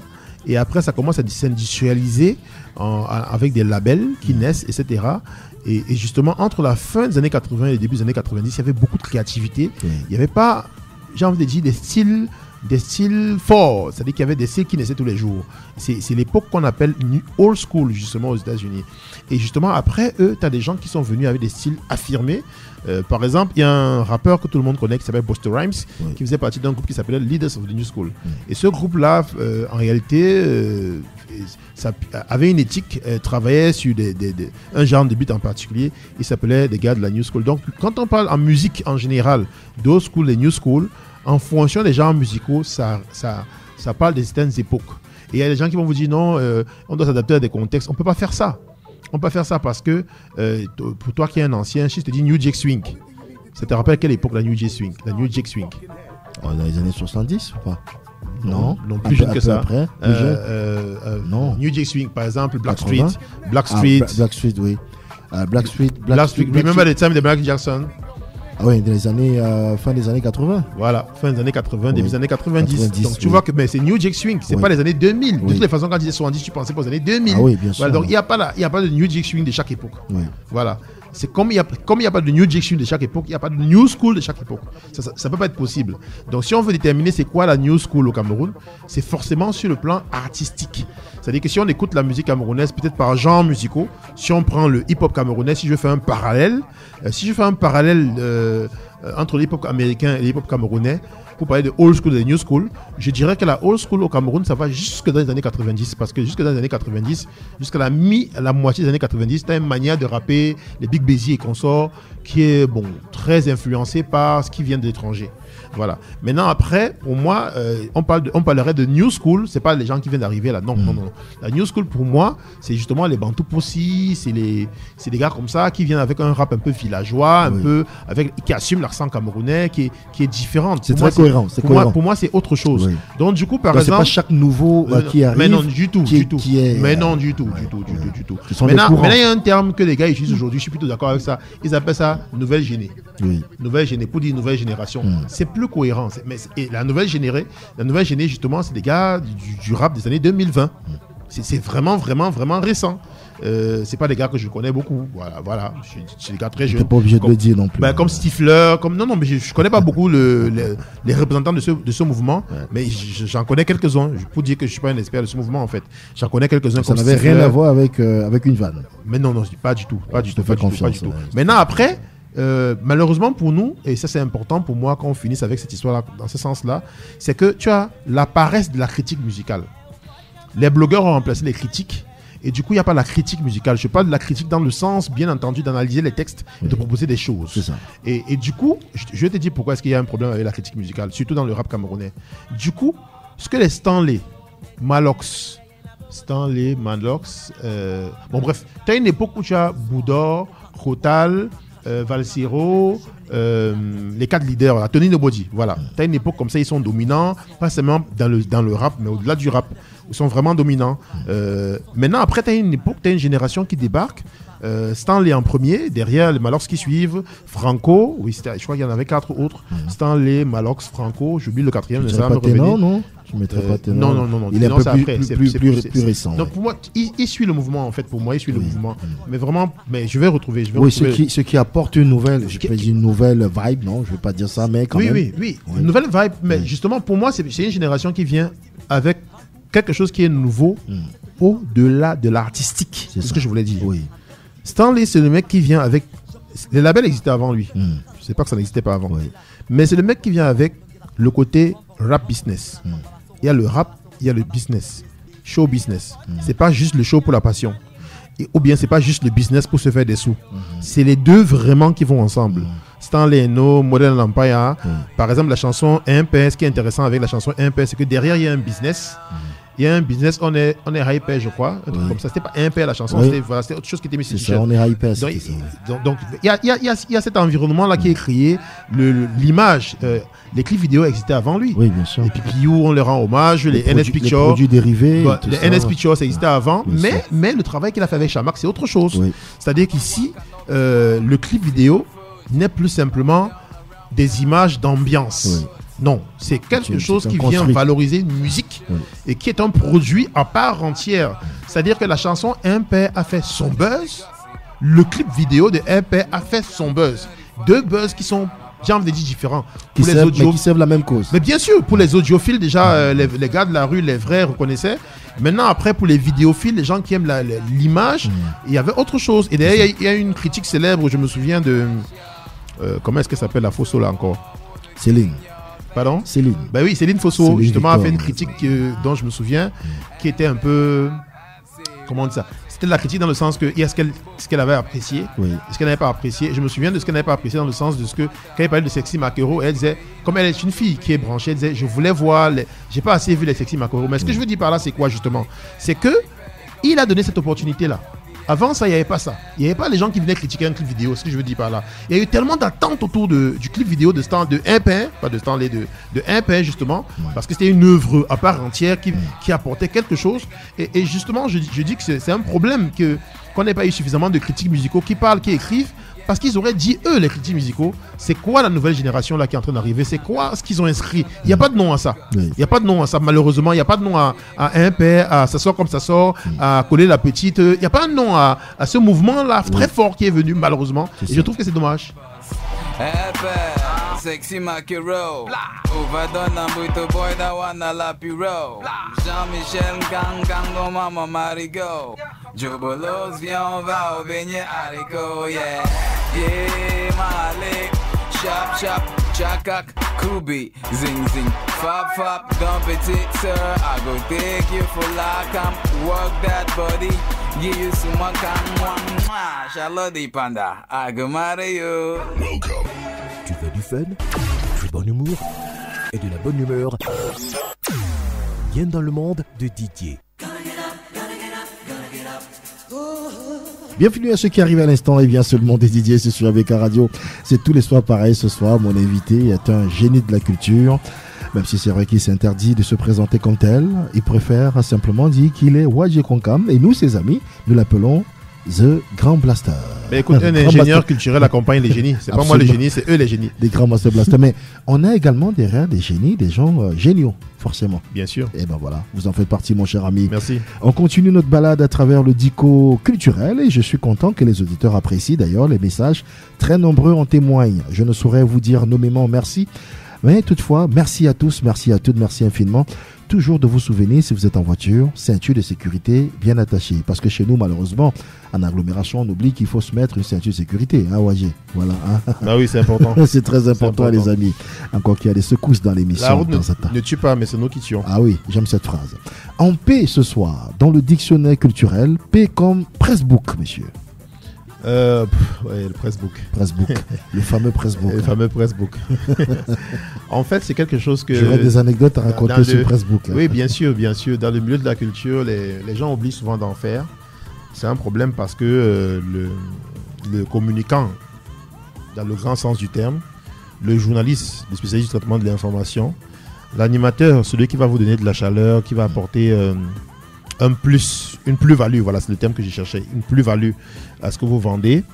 Ces gens-là ne sont pas des gens qui ont une science infuse. Ils ont beau vous suivre tous les jours, ils ne peuvent pas savoir tout sur tout. C'est pour ça que c'est important de faire un pressbook. Et un pressbook, c'est quoi? Comme son nom l'indique, c'est un document. En réalité, book, veut dire livre. Hein. Et presse, en réalité, est mis pour les médias. C'est un livre, justement, qu'on envoie aux médias qui parle de vous, en général d'abord. Donc ça veut dire que si vous êtes un artiste musicien, B.A.B.A. pour ceux qui ne savent pas ce qu'un pressbook, prenez un stylo. Ce que vous mettez dans le pressbook, c'est quoi? C'est que vous parlez de vous en général si vous êtes artiste musicien. C'est-à-dire qui est-ce que vous êtes, votre nom, le genre musical que vous pratiquez, votre carrière, votre CV, ce que vous avez fait. Ça donne déjà le ton à l'animateur qui ne vous connaît pas ou bien au journaliste, etc. Et maintenant, votre actualité dans le sens du projet sur lequel est-ce que vous êtes associé ou bien que vous défendez en ce moment et vous donnez des informations pour le coup. C'est-à-dire qu'il faut qu'il y ait de la valeur informative parce que les gens dans ce qu'ils appellent promo sont toujours en train de vouloir vendre quelque chose. Et l'auditeur n'est pas un idiot. Les cibles, quand vous êtes en train de vouloir vendre, ils ont l'impression que vous voulez prendre quelque chose. Voilà. Donc, il faut leur donner des informations. Voilà. Et souvent, ça manque. Ça manque dans les pressbooks parce que j'en ai lu quelques-uns, c'est assez vide. Faut pouvoir, et justement c'est vite parce qu'on n'a pas pris le temps de s'étiger soi-même, de savoir ce qu'on veut, c'est quoi sa vision, c'est quoi sa démarche artistique, c'est quoi son plan de carrière. Quand on sait les choses là, on sait quoi mettre dans un pressbook. Bien entendu, quand on est artiste, on n'est pas obligé d'en faire soi-même. On peut avoir ce qu'on appelait à l'époque attaché presse ou bien responsable des relations avec les médias, quelqu'un qui est outillé en la matière. Et c'est pas forcément un journaliste ou un animateur ou bien voilà. C'est quelqu'un qui, même s'il est journaliste ou animateur, sait comment est-ce qu'on communique. C'est très important parce que je connais des gens qui ont eu des problèmes parce qu'ils sont allés vers le premier animateur ou journaliste. Pas eu des PR. Voilà. Bien sûr, dans les relations publiques, ce que j'aime souvent rappeler aux gens, c'est que dans les relations publiques, vous avez d'un côté les relations institutionnelles qui sont importantes et les relations avec les médias, qu'on appelle les relations presse. Et c'est important parce que de faire un peu ce distinguo aujourd'hui, quand j'en parle aux jeunes, parce que la manière dont on échange et on écrit avec les médias, c'est pas la même chose avec les institutions. Et un langage, il y a une communication administrative par exemple. cette communication administrative n'est pas forcément la même qu'on emploie quand on rentre dans le champ des médias. Oui. Parce que quand on veut dialoguer avec les médias, on rentre dans l'économie des médias, il faut comprendre ce qu'ils attendent aussi de vous. Voilà, chaque média, par exemple, a sa ligne éditoriale, par exemple, son positionnement, par exemple, sur le plan marketing. Donc, c'est des choses dont il faut tenir compte. Et il y a aussi son influence. Voilà, tous les médias n'ont pas la même influence. Absolument. Voilà. Donc, mais c'est des choses qu'il faut savoir en amont avant d'y aller. Et c'est pas le travail de l'artiste, c'est le travail de l'homme de confiance de l'artiste en la matière, qui est son communicant ou bien son PA exécutif. En R, les amis, la lettre R nous propose le mot rider. R-I-D-E-R, c'est un anglicisme. Oui, bien sûr. Rider. Ben, rider, ça me fait penser à rhythm. C'est le rythme en musique. Mais chez les Jamaïcains, c'est beaucoup plus l'instrumental. Et ils écrivent ça R-I-D-D-I-M parce qu'ils aiment aussi justement rider, ils aiment beaucoup chevaucher en réalité.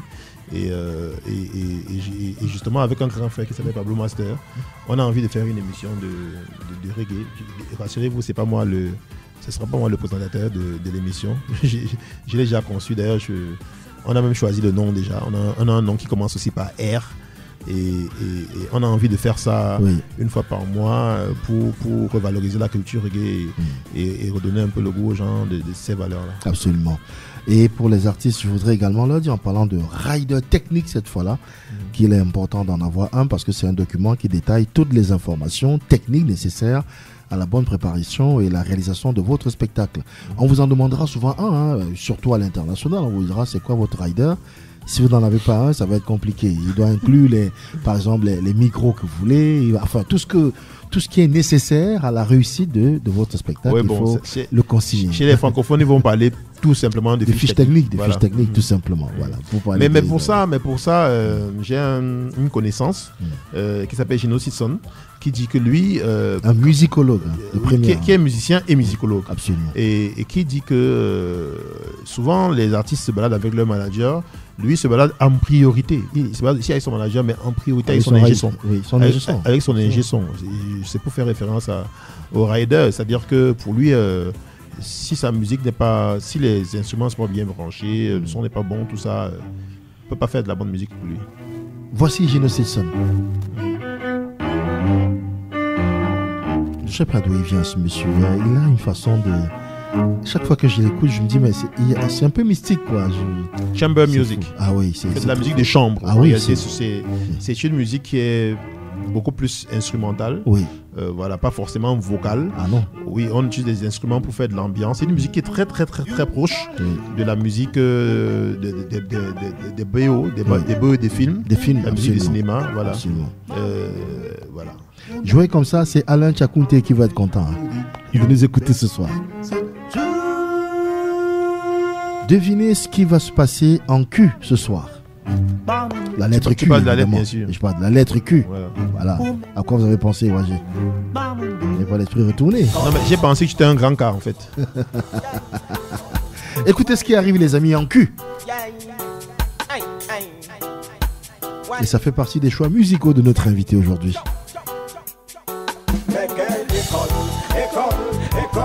Mais quelle école pour les jeunes de la nation. Mais quelle école,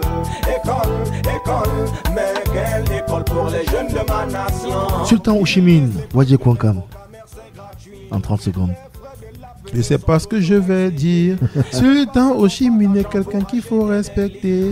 Je sais pas pourquoi les Camerounais n'aiment pas ce qui est bien alors que ce gars rappe bien.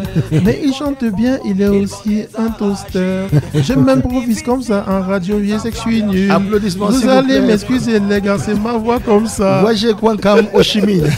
Non, en fait, Sultan Oshimine c'est un génie. Oui, on a beaucoup utilisé ce terme aujourd'hui. C'est un sage. Ouais. C'est un sage, c'est un rasta. C'est quelqu'un qui prône des choses et qui maîtrise les codes de sa culture en réalité. Et j'ai voulu cette chanson parce que c'est vrai que c'est une chanson, tu as dit la lettre Q, on doit se poser des questions, mais c'est une chanson justement où il pose des questions. Et on a la veille de la rentrée scolaire, il pose un problème de société. Et je supplie même les artistes de temps en temps à s'intéresser à des thématiques comme celle-là. Parce que peu importe ce que vous faites comme registre musical, j'entends les gens dire, oh, vous savez, chacun a son couloir, des choses comme ça. Mais Marvin Gaye, il a fait Let's Get It Done. C'est une chanson où il demande à une femme qu'on aille faire ce qu'il faut faire dans un lit. Mais il a aussi fait What's Going On. C'est une chanson où il se demande mais qu'est-ce qui se passe dans le monde entier, vous voyez. Michael Jackson, pareil, il avait des chansons engagées, il avait des chansons d'amour. Bob Marley aussi, il avait des chansons engagées, il avait des chansons d'amour. Donc on peut faire de l'ambiance, mais on peut aussi de temps en temps dire des choses. Et c'est très important. Et d'ailleurs, tu parlais des forats que j'administre. Parmi ces forats, il y en a un qui s'appelle The Reggae Club et qui est co-administré justement par Pablo Master, qui est l'une des légendes du reggae, parce que c'est l'un des premiers êtres humains à avoir cru qu'on pouvait faire du reggae en français. Et il est camerounais, il s'appelle Paul Bissek à la base, et il a lancé des gens comme Princesse Erika, comme Tonton David pour ceux qui ne connaissent pas. C'est vraiment des sommités du reggae, du reggae en France. 8 personnes pour Tonton David. Et oui, dans The Reggae Club, l'ambition qu'on a justement, c'est de raviver cette flamme-là. Et c'est grâce à The Reggae Club que j'ai repris langue avec Kilao Chatagana, je vous en parlais tout à l'heure, et qu'on va faire le Kamer Reggae Festival en fin d'année en décembre pendant 5 jours à Somewhere là-bas à Bonasama. Et c'est important, oui, d'aller vers des gens musicaux comme ça qui prennent des valeurs. Absolument.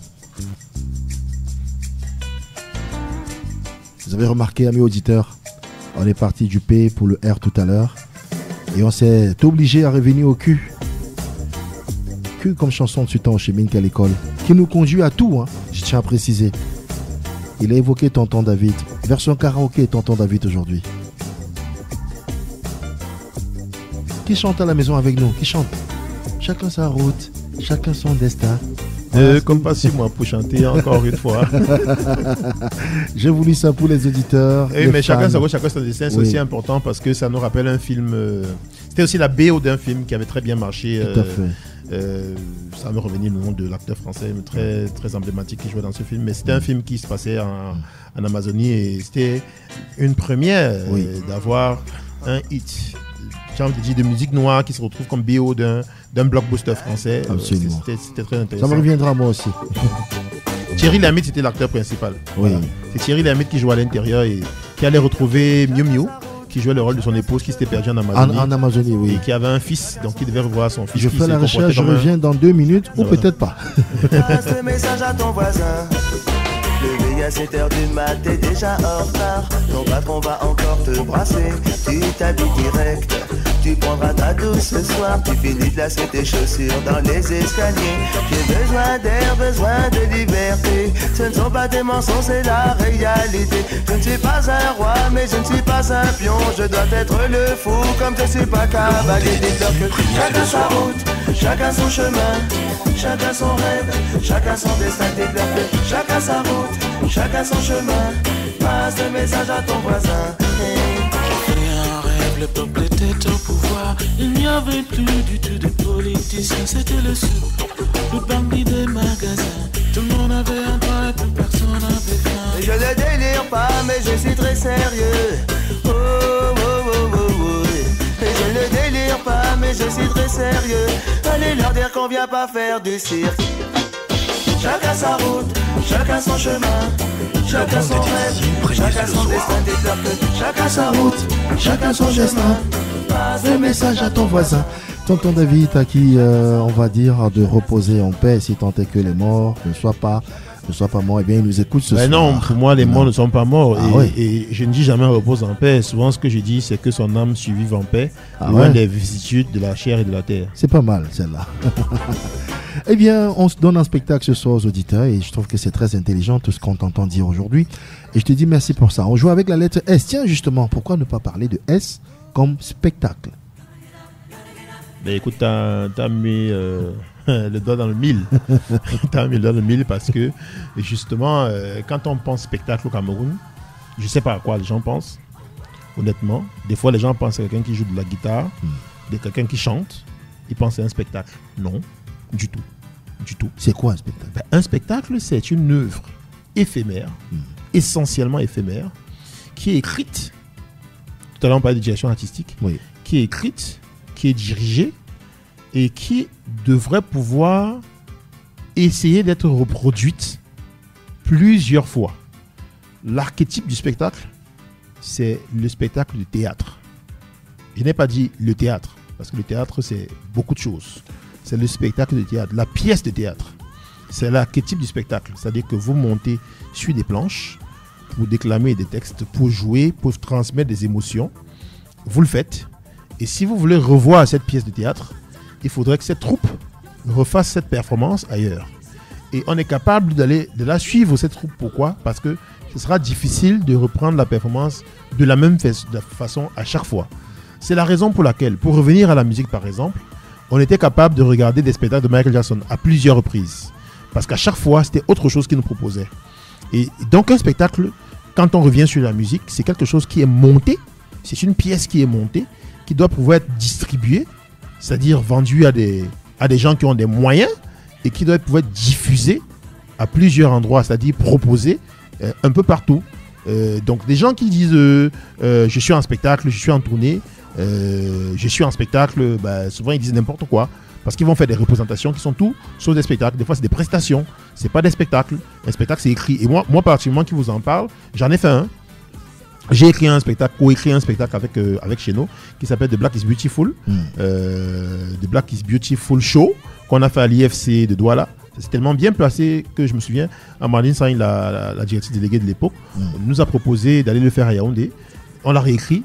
On l'a appelé The Black is Beautiful Experience parce que cette fois-ci, le backing band devait changer. C'était plus des hitmakers comme à l'époque, c'était le backing band de Ruben Benham que je salue ici, de Kemet 7 Collective. Et là-bas, on a proposé un autre spectacle qui s'appelait The Black is Beautiful Experience où on essayait de faire un peu le commerce, j'aime pas dire négrier, la traite négrière à l'envers, où oui, justement, au lieu de partir de l'Afrique pour les États-Unis, en venant de l'Europe, on a fait le contraire. On est parti des États-Unis pour l'Afrique en passant par l'Europe. Et en chanson, bien entendu. C'est-à-dire qu'on est parti de la soul que Cheno aime bien, que Cheno aime beaucoup, en passant par des musiques expérimentales de funk qui étaient très appréciées en Europe ou des discos, pour revenir justement sur des musiques un peu plus patrimoniales. Et c'est pour ça qu'on a appelé ça The Black is Beautiful Experience. Donc oui, pour moi, un spectacle, c'est ça. Tout à l'heure, tu parlais de quelqu'un comme Big Bassi. Big Bassi, c'est quelqu'un, quand il a un projet phonographique, un album, derrière l'album, il vient défendre l'album avec une tournée dans laquelle est-ce que vous retrouverez les chansons de cet album-là qui sont mises en scène, justement. Mises en scène dans le cadre d'une pièce que je peux appeler spectacle. Il va un peu partout dans le monde entier avec son spectacle. Tu as beau ne pas comprendre le Nsa, la langue des Bassa, mais tu comprends, tu ressens des émotions. Le dernier album, je n'ai pas écouté le tout dernier là. Le tout dernier, je n'ai pas vraiment encore écouté. Je suis encore en train de déguster l'avant-dernier qu'il a fait sur Omniobe et toute l'histoire des indépendances du Cameroun. Wadji Kwanka, on en a pour 6 minutes encore pour disséquer presque autant de lettres, pour ne pas dire 7 lettres. Est-ce que tu es prêt en 1 minute chaque fois à répondre à la question? Parce qu'on aura appelé un auditeur tout à l'heure qui repartira peut-être avec 5000 francs CFA si jamais il décroche son téléphone et lui donne la réponse à la question de ouf ou pas d'ailleurs. Si vous avez déjà participé à l'émission, vous êtes susceptible d'être le gagnant. Et vous êtes très nombreux à avoir participé ce soir encore par WhatsApp et par SMS. La question de ouf du jour, 7 personnes sur 10 avouent avoir déjà fait quelque chose après une conversation téléphonique. D'ailleurs, tu n'étais pas essayé au jeu jusqu'à présent, Wadji Konkam. C'est quoi les indices encore? Indice à l'insu du correspondant. À l'insu du correspondant, 7 personnes sur 10 ont déjà fait quelque chose après avoir raccroché le téléphone. À l'insu du correspondant, gros indice, c'est un peu lâche quand même de faire ça. Ouais. C'est vrai, j'avoue que c'est un peu lâche quand même de faire ça. Très gros indice, onomatopée. Onomatopée et méga giga terra gros indice. C'est vraiment l'indice qui vous donne toute la réponse. Churro. Le méga giga terra gros indice. Toi qui as vécu en Afrique de l'Ouest. Et je crois que j'ai trouvé. Qu'est-ce que tu proposerais toi? S'il fallait. Comment est-ce qu'on appelle ça en français? Fiasqué? Non, fiasqué, non. C'est vrai qu'on dit beaucoup trop fiasqué chez nous. Typé? Mais typé est rentré déjà un peu dans le langage courant. Mais c'est un mot dont je cherche le vrai sens en français. Tu n'es pas loin des typés quand même. Tu n'es pas loin de la réponse. Mais bon. Il n'y a pas quand même dit troué? Non, tu vas pas dire. Non. Mais peut-être qu'en Afrique de l'Ouest, il pourrait déjà dire troué. Il ne peut pas dire hey. Et là, tu n'es pas loin de la réponse. Tiens, faisons ça d'ailleurs. Allons chercher quelqu'un avant de sacrifier aux dernières minutes du Dico, le Dico culturel ce soir. Non, mais je pense que le mot commence par J quand même. Par J. Non, il commence pas par J le mot. Est-ce que ça sonne déjà? Il faut que ça sonne. sonne. C'est pas un J qui finit avec un N. Non, c'est pas un J du tout. Jean Juron. C'est pas un juron, c'est une onomatopée. Ça sonne chez quelqu'un. Ça sonne chez quelqu'un. Okay. Ah oui, onomatopée. Et je te promets que c'est une chose que tu as déjà dû faire. Mais toi un peu moins quand même. Toi un peu moins parce que... Bon, ok. Ouais, toi je pense... Est-ce que tu as des conversations longues? Oh là là, c'est bien dommage. Hein. Tu as des... On va peut-être aller chercher quelqu'un. Voilà. Je m'entends, je l'entends pas. Qu'est-ce qui se passe ça? S'il veut pas les 5 minutes, je veux bien. Hein. Raccrocher. Je veux bien ces 5 minutes. On en essaye un autre peut-être. Il faut en essayer un autre. Ça se passe au 699 19 11 62, c'est le numéro, le premier. 699 19 11 62 et le 678 42 64 90. 678 42 64 90. Allons chercher quelqu'un d'autre, Wadji. En rappelant que tout à l'heure, quand on sera de retour, on jouera avec une autre lettre dans le dico culturel. On a déjà fait la lettre S comme spectacle. La lettre T comme tourneur. On parlera du T comme tourneur. Oui. Et le moins que l'on puisse dire en ce moment, en une minute de tourneur, c'est quoi? C'est un super diffuseur. Ah oui. Et le tourneur, mais plus encore. Ben, c'est-à-dire que c'est un mec en réalité qui va gérer. Tout à l'heure, on parlait du spectacle. Oui. Bah oui, c'est lui qui distribue votre spectacle sur plusieurs endroits différents. Tout simplement. Le tourneur. Mais bien sûr. Il faut que chaque artiste ait un tourneur. Pardon? Il faut que chaque artiste ait un tourneur. Ou pas? C'est compliqué quand même. On va dire que si tu as un bon manager. Il fait office de tourneur. Pas qu'il fait office de tourneur, il va te trouver les tourneurs qu'il faut. Voilà. Forcément. Voilà. Mais c'est vrai, hein, c'est vrai que je dirais plutôt pour répondre vraiment sérieusement à ta question, chaque superstar doit avoir un tourneur. C'est-à-dire au niveau du Cameroun, les gars qui ont une notoriété qui dépasse le cadre national devraient avoir un tourneur. C'est clair, puisque si vous avez dépassé le cadre national, il faut bien que vous jouiez un peu partout dans le monde entier. Partout, forcément. Voilà, et dans ce cas, il faut avoir un spectacle que vous avez mis sur pied. Voilà, très important. Voilà. Donc, et si quand vous avez on un parle bon spectacle, d'écriture de spectacle, ça semble lunaire. Qu'est-ce qu'on met dans l'écriture d'un spectacle, par exemple? L'écriture d'un spectacle, voilà, c'est-à-dire que tout à l'heure, je vous disais que le spectacle roi, c'est la pièce de théâtre. Qu'est-ce qu'on met dans l'écriture d'une pièce de théâtre? On met un dramaturge qui prend son stylo et qui écrit une pièce qui a plusieurs tableaux. Premier tableau, ci, deuxième tableau, ça, troisième tableau, ça.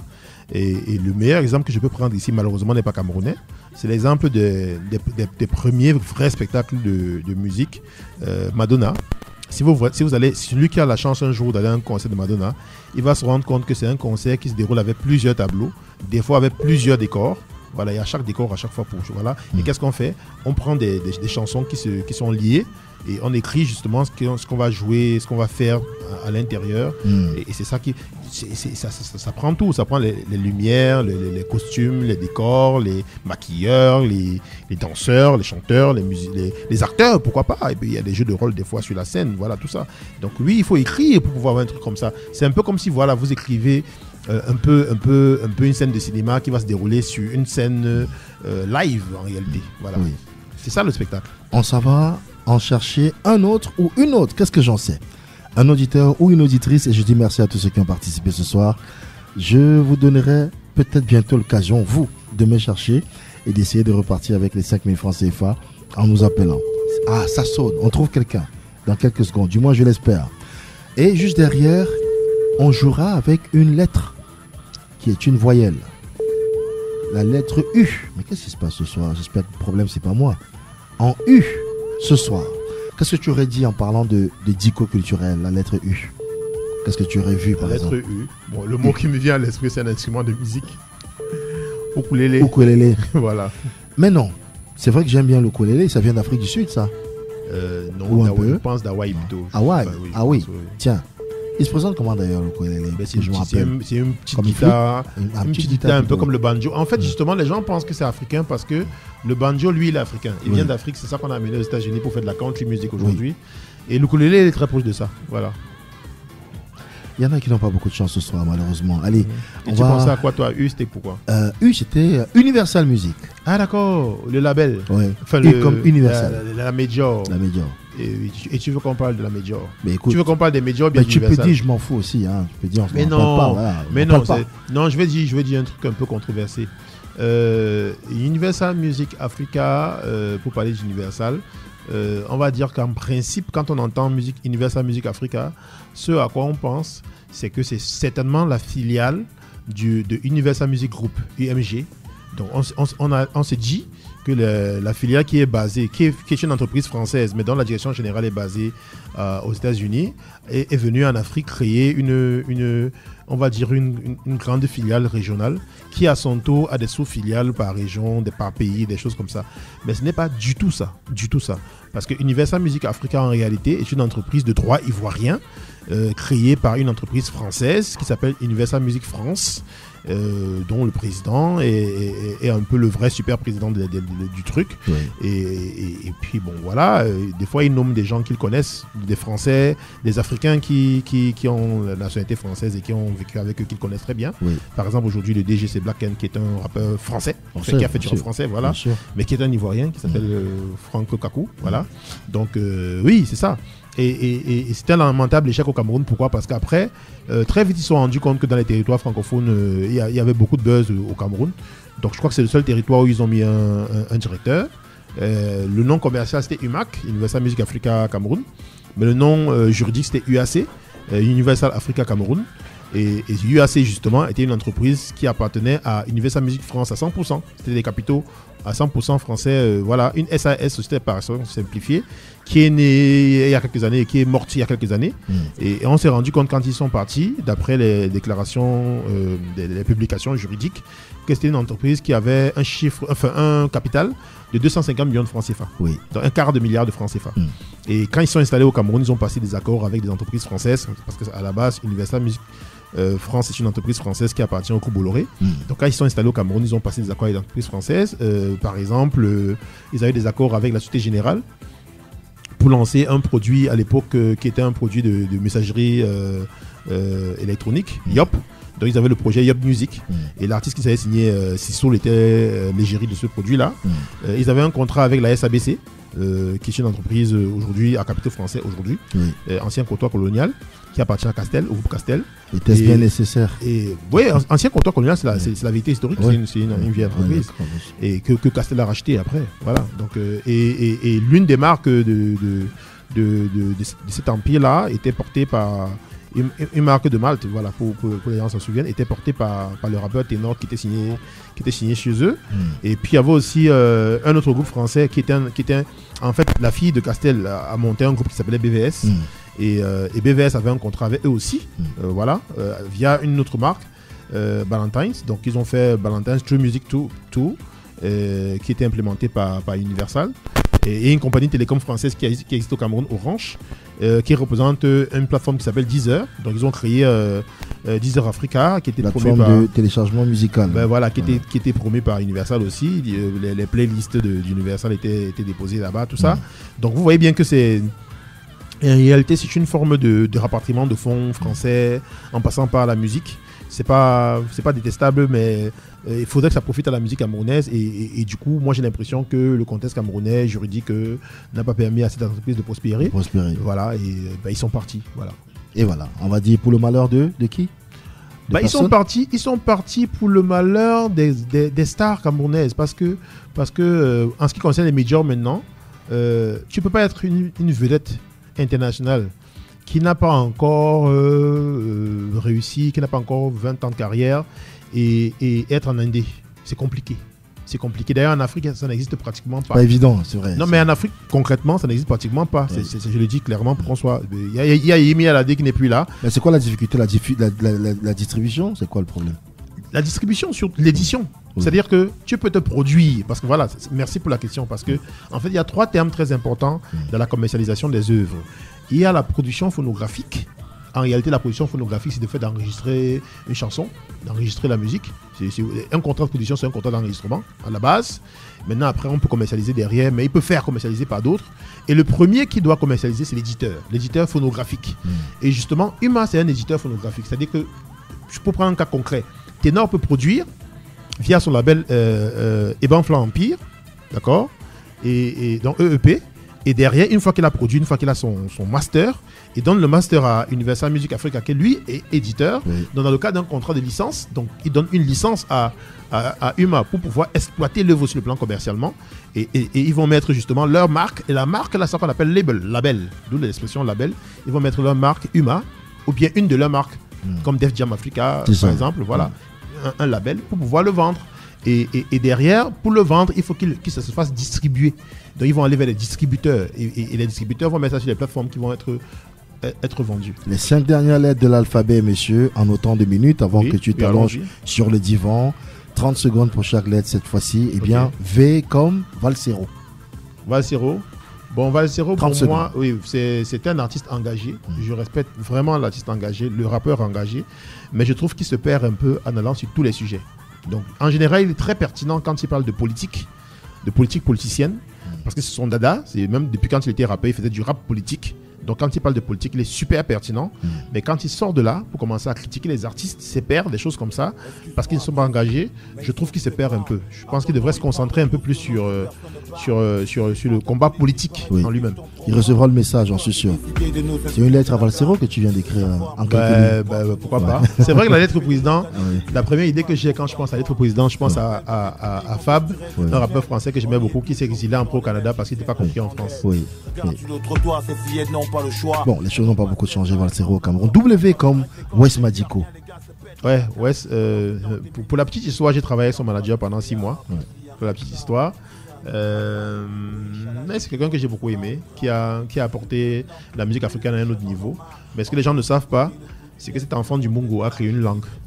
Il chante dans une langue qui n'existe pas. Voilà. C'est sa création. Voilà, c'est sa création. Donc tout ce que vous entendez là, c'est pas une langue camerounaise. Il faut le faire. Hein. Bah oui, il a créé sa langue. Il faut le faire. Il a créé sa langue. Il a créé sa langue parce que une langue en principe a un sens à partir du moment où elle est décodée par quelqu'un d'autre. Donc moi je te parle en français, tu m'écoutes, tu entends ce que tu comprends ce que je dis. Ben lui il fait une langue pour lui seul. Et les gens arrivent quand même à décoder des émotions. Ah oui. Donc je pense que le message qu'il a envoyé il est très fort. Absolument. Eh bien la lettre X dans le monde du spectacle, je reste au Cameroun, je te parle de X Malaya. Ouais, j'ai eu peur que tu me parles de Dorsel. Ok. Ah ouais. J'aurais pu. Si on avait des artistes qui s'y a donné, je ne les connais pas. X Malaya, groupe emblématique. Qui fait aussi partie de ceux que je pense qui ont souffert du fait qu'il n'y ait pas de critiques au Cameroun, de critiques sérieuses au Cameroun. Parce que s'il y avait des critiques sérieuses au Cameroun, ce qu'ils font comme musique aurait eu un nom. Voilà. Aujourd'hui, on est obligé d'appeler ça un peu afro-pop, parce que c'est de l'afro-pop camerounais, mais ils existent avant l'afro-pop. C'est des précurseurs de l'afro-pop, avant l'afro-pop, de ce que les Nigériens proposent et les Ghanéens proposent comme afro-pop. C'est des gens qui ont réussi à prendre le folklore Sawa du côté des Bassa et en ont fait quelque chose de vraiment démocratique où les Camerounais se retrouvent facilement et la voix de Roger est juste incroyable quand il chante et c'est toujours intéressant aussi, c'était toujours intéressant de l'entendre chanter avec ses compères. Bon, malheureusement il y en a un qui est parti, ça fait partie de la vie, il a créé un autre binôme. Aujourd'hui ils sont en binôme Ismaïla, lui et Aïs. Et l'autre il est parti créer un autre binôme avec quelqu'un d'autre et eux ils ont par contre moins de succès parce que l'histoire est moins longue et j'espère en tout cas que Roger va continuer à nous faire rêver, continuer à tracer son sillon. Il a réussi à créer un son Ismaïla. Il y a un son Ismaïla, tu vois que là tu n'as même pas eu besoin de paroles, c'est-à-dire que tu as dit tu n'aurais pas eu besoin de dire Ismaïla, on sait que c'est eux et il a des références qui sont, c'est ça qui est intéressant avec lui, c'est pas un artiste qui va te dire mon inspiration vient de Dieu, je n'ai aucun référent. Il a des référents. Et il a des référents qui sont tellement forts qu'il a voulu travailler avec eux. Je pense au projet Adna, ou dans le projet Adna en réalité, en radio, il avait dit en radio pratiquement que c'était beaucoup plus pour Finality qu'il le faisait.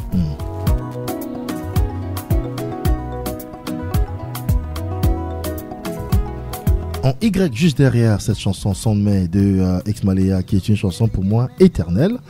On joue en Y, c'est le dico de la culture et c'est Wadji Kwankam qui s'est prêté au jeu aujourd'hui. Mais Y, c'est qui, Isol? C'est génial. Y, tu aurais dit Isol? Non, j'ai pensé à elle comme ça. Oui, c'est vrai quand même, c'est un exercice assez intéressant dans le sens où chacun vogue, laisse aller son esprit de ci, de là. Mais moi, j'ai pensé à celui-ci. Non, pas au père, hein, au fils, en Y, forcément. Youssoufa. Mais c'est compliqué justement, c'est-à-dire que... Moi, je t'aurais dit, quand tu Quand tu as mis ça, je t'aurais parlé de Jovi parce qu'il a, il a samplé ce son. Il a samplé le son. Oui, mais c'est Youssoufa, le lyriciste bantou. Le lyriciste bantou, le parolier, oui, bien sûr. C'est quelqu'un que je respecte. C'est un frère pour moi. C'est-à-dire que quand je dis frère, c'est un frère dans le sens que j'ai des grands frères qui m'ont guidé par leur plume, comme MC Solar ou bien comme Nas. Voilà, mais j'ai aussi des frères comme ça. Je ne sais pas si c'est mon petit frère ou bien mon père. Mais c'est quelqu'un qui a une plume qui me parle et qui s'associe à des gens bien. Et j'aime bien le fait, par exemple, qu'il soit installé à Abidjan, qu'il soit revenu en Afrique. Et que même si c'est pas à Kinshasa qu'il allait vivre, après tout, il est autant de l'Afrique centrale que de l'Afrique de l'Ouest, puisqu'il est d'un père congolais et d'une mère sénégalaise. Voilà. Et la lettre Z est une lettre qui m'a posé quelques difficultés.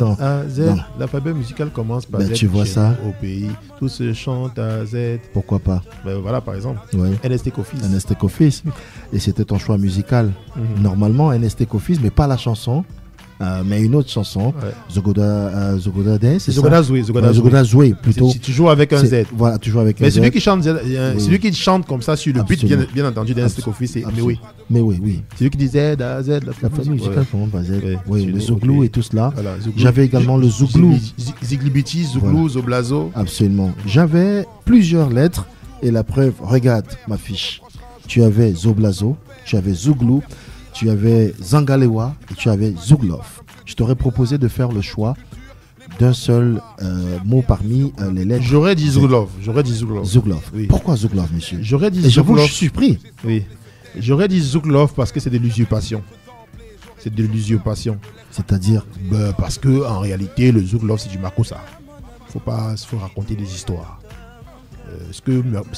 Arrêtez tout qui nous raconte l'histoire. Ce que Petit Pays a appelé Makossa Love, c'est que tu as un monsieur pour qui j'ai beaucoup de respect, qui s'est retrouvé à une époque en train de travailler avec des Camerounais, avec des Africains. D'ailleurs, justement, derrière, ils ont parlé d'Afro-Zouk. Je pense qu'ils ont énormément puisé dans le Makossa. Parce que tu sais, le Makossa, lui, justement, en fait, c'est comme, comment on dit ça, ils ont voulu reprendre quelque chose qui leur appartenait peut-être. Oui. Parce que le Makossa a des origines exogènes et endogènes. Et parmi les origines exogènes du Makossa, il y a justement les musiques caribéennes. Voilà, caribéennes, un peu de Begin, des choses comme ça.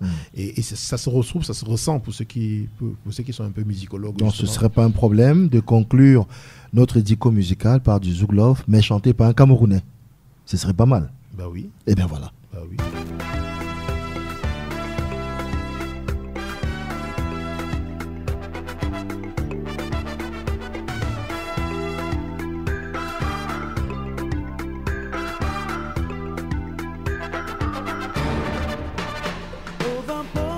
Décédé un 16 mars, ce monsieur, il s'appelait Guy Lobet. Laïlaï, c'est le titre de la chanson. Magnifique, j'allais dire chef-d'œuvre, cette chanson. Non, mais c'est un chef-d'œuvre comme presque tout ce qu'il a fait. Absolument. Presque tout ce qu'il a fait. Et il y a quand même une petite anecdote sur son décès le 16 mars. Oui, le 16 mars. C'est qu'il est décédé un an jour pour jour après Lapiro, qui était son ami. Ton ami, oui, en plus, c'est vrai. Et justement, Guy Lobet, le 16 mars 2025, ça sera le 10e anniversaire de son décès. Et j'espère que les gens qui aiment Guy Lobet vont faire quelque chose, parce que c'est incroyable quand même que des légendes comme ça disparaissent et que rien ne se fasse. Ça commencera par nous. Je lance un appel pour qu'il y ait quelque chose qui se fasse autour du 10e anniversaire du décès de Guy Lobet. On aura une journée Guy Lobet sur avec la radio. Tant mieux. Voilà, le 16 mars 2025. Tant mieux. Auditeur, je vous prends un témoin. Évidemment, je serai là. Et puis je tiens toujours parole, monsieur.